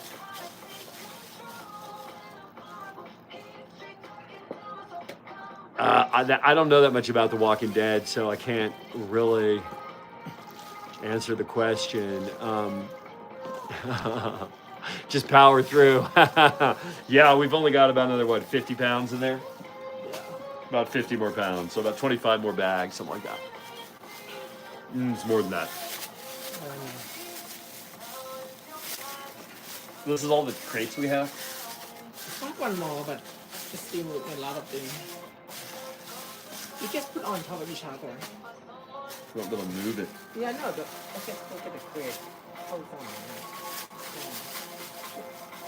You can stack on top of it and you can deal with it.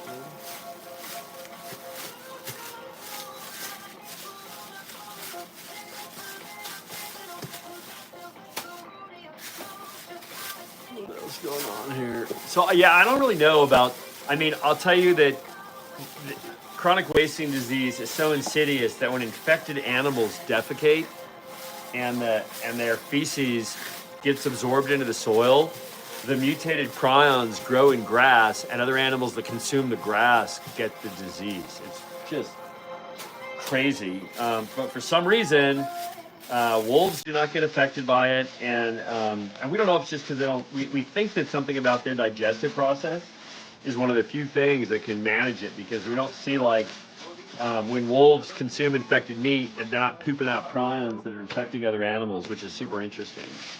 So their system can handle it, and there's never been a case of a wolf that appears to have been infected with chronic wasting disease, canid variant. It doesn't seem to exist. Yeah, it's super effective at spreading. It's just gnarly. Right. I just say it's a plague that only wolves can curb. And here we've got these numbnuts in positions of power with no knowledge of biology whatsoever that just want to pander to their constituents in various places, and so kill wolves. It's infuriating. Right now there's legislation before the House that would delist wolves and put it beyond judicial review, which means you couldn't challenge it in court. It's just insanity.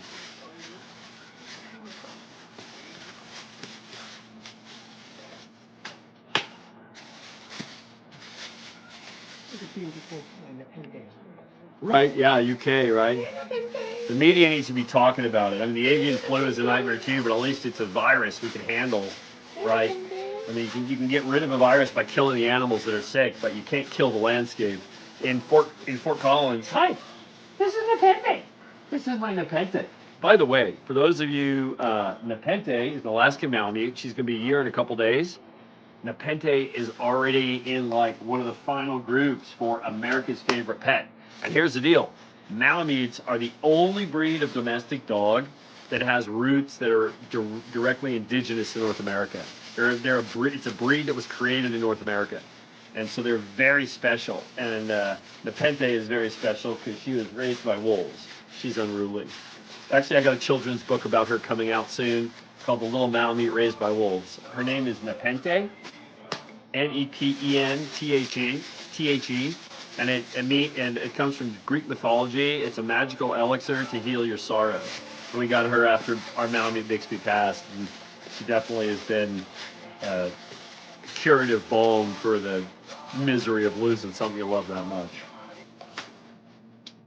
She is very cuddly. She is the most. A lot of times Malamutes are kind of like aloof sort of dogs, but she's the most sweet, cuddly. Like she rolls up on me and she's like, "Dad, I'm just checking in." She just come over and give a kid. Like right now, she's checking in with Mom.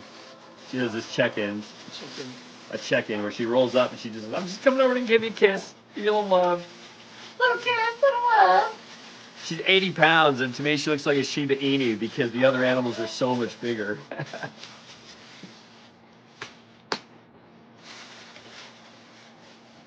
She's gonna start falling off the top. Okay, you can check on.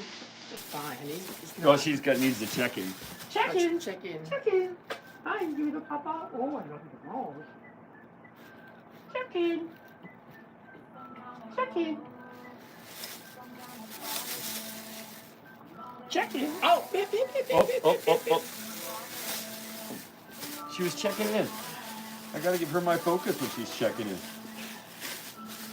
Check in. You're so cute. You call her small cute. Healthy environment, we can make money, right? They're gonna lose everything because of that short-sightedness. It's a great question. I don't think we know. No, we're just messy. We're not hoarders.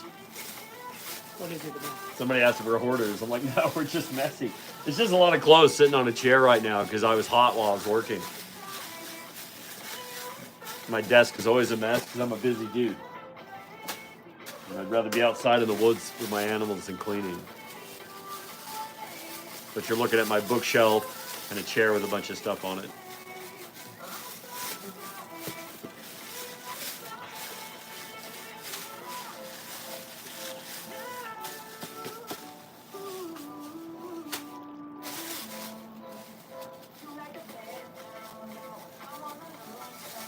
Thank you. Thank you. Yeah.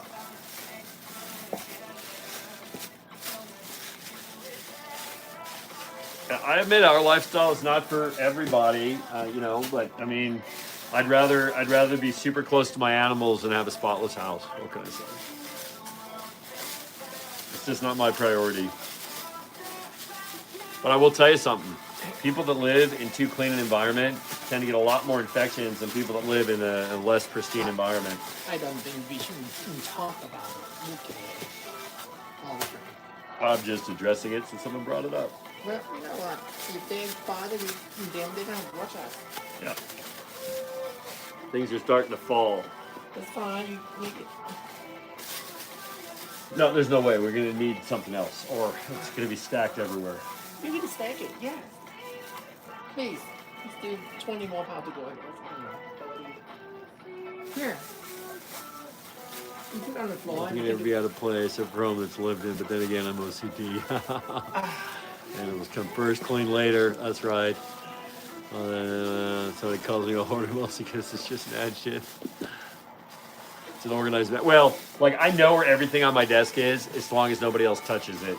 Right? I have a really good memory for where I put things, like it's my savant skill. I can put something in a box, put that box in another box, put that box down in a storage unit or something, and 4 years later, I need something that was in that box, I can go right to the box. I don't know how I do it. It's just my little weird. Tanya will tell you. She can ask me where stuff is. I know where all the stuff that she If I see where it goes, I remember. I don't have to concentrate on it.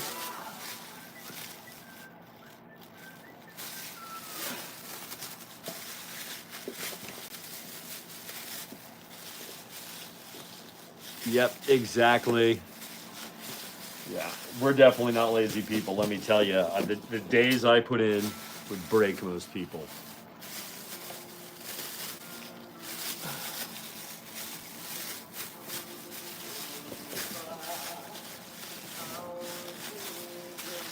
We heat our house with wood. I cut, haul, and split all my wood by hand. I put in thousands of miles a year exercising my animals. I do all of my own maintenance on my property. Some question you about how lazy? Huh? What is it? It was just a What is comment. it? Are we lazy people? Uh-huh. Okay. Okay. We run several other businesses. I don't think you should respond to them. Okay, Oliver. That's my house. How does wolf meat taste like? Oh, please. No. We don't eat wolves. This is food for wolves. Okay, don't worry. Right, so. How much more? You got another 15 pounds? Yeah. Wow, we're getting to the tail end of this process here. And then I just got to move it again and put it all away.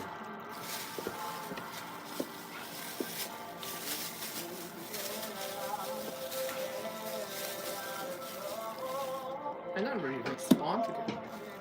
Okay. Yeah. Yeah, but I'm used to it. But you know what? I don't really care. I know. Okay. Okay. Anytime you have an audience, you're gonna have people that want to eat your heart. But I wouldn't entertain it at all.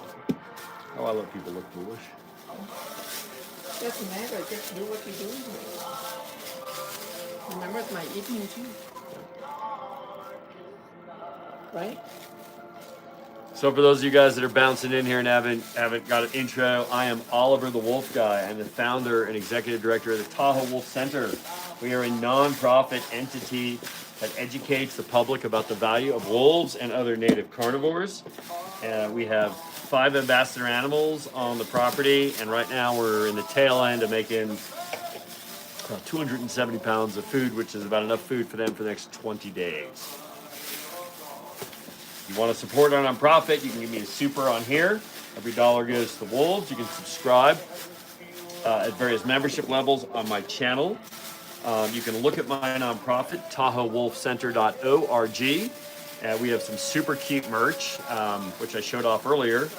And if you want to learn directly from me and my 40 years of experience with these animals, which translates very well to improving your life with your dogs, I have a book out called The Wolf Lover's Guide to Raising Dogs, which is on Amazon in Kindle and paperback. And a hardback is coming soon. And if you want to get an autographed copy of that book, reach out to me at oliverthewolfguy@gmail.com and I can... This is going to be for Napendo. Okay. Can you put in bag, please? I can put in a bag, please. And then you can tie off and... And then we're going to wrap it up. So I can just... All right, guys, that was it. This is the last one. So the animals we have here were born in captivity. They're ambassador animals. They would die if we released them because they would go to a human for food and get shot. So our animals live great lives, and believe me, they are not more like dogs. We keep it around 48 degrees in air furrow. The windows are wide open. Brother, you got to stop that, man. You can't. You need to save money to feed Atreus, buddy. But I love you, buddy. I do. You're amazing. I'm going to be bringing you out here when we have puppies for these guys. I need your help. We kicked ass. You're a good team. Guys, so... that was the process. This is the end up here. My phone is about to croak too. Right, so this is the, this is what looks like was all done here. And now I gotta rock that over into a freezer. Man, you are amazing. I appreciate you so much. This is Nepenthe. Say hi. Nepenthe. Nepenthe, the unruly Malamute raised by wolves. She's the unruliest Malamute I ever had. But she's so much fun. She's super bouncy. So guys, I am going to wrap this up. I am got an hour of putting this stuff away, and then I still got to check my habitats and get ready for bed. So I'll show you one more time here, real quick here. I want you to see my merch. I'm super proud of this. So what happened was I had a video that went viral. You'll see it on my channel. It's Nicest Wolf. And I kept getting all these comments that said, if not friend, why friend shaped? And I looked it up, and it turns out it's an article about grizzly bears on Scientific American. So this is the merch. I have this as shirts. I have this as hoodies, sweatshirts, tank tops, cropped hoodies for girls. Super proud of it. And then on the back, it's the logo of the Tahoe Wolf Center. So if you guys want to support us, you can get that at TahoeWolfCenter.org. Greetings from Germany. Thank you so much. Thank you for brother. I so appreciate you, man. And yeah, I'm going to go move 270 pounds of meat into a freezer now. So I'm going to wrap this up. Thank you guys so much. Appreciate your support. I hope I educated you a bit about what we do and about wolves in general. It's been a super interesting evening. We will be doing this more. You can find me also on TikTok, all over the Wolf Guy. More short form stuff there, a lot of animal related. We do a lot of lives over on TikTok that are more spontaneous. A dolphin, yeah, I don't know. I'm not kind of into eating cetaceans, guys. Thank you. Oh no, I lift carefully. I'm pretty strong. So anyway, you guys, love you all. Thank you so much. I always sign off by saying howls. So howls, good night. Talk to you guys soon.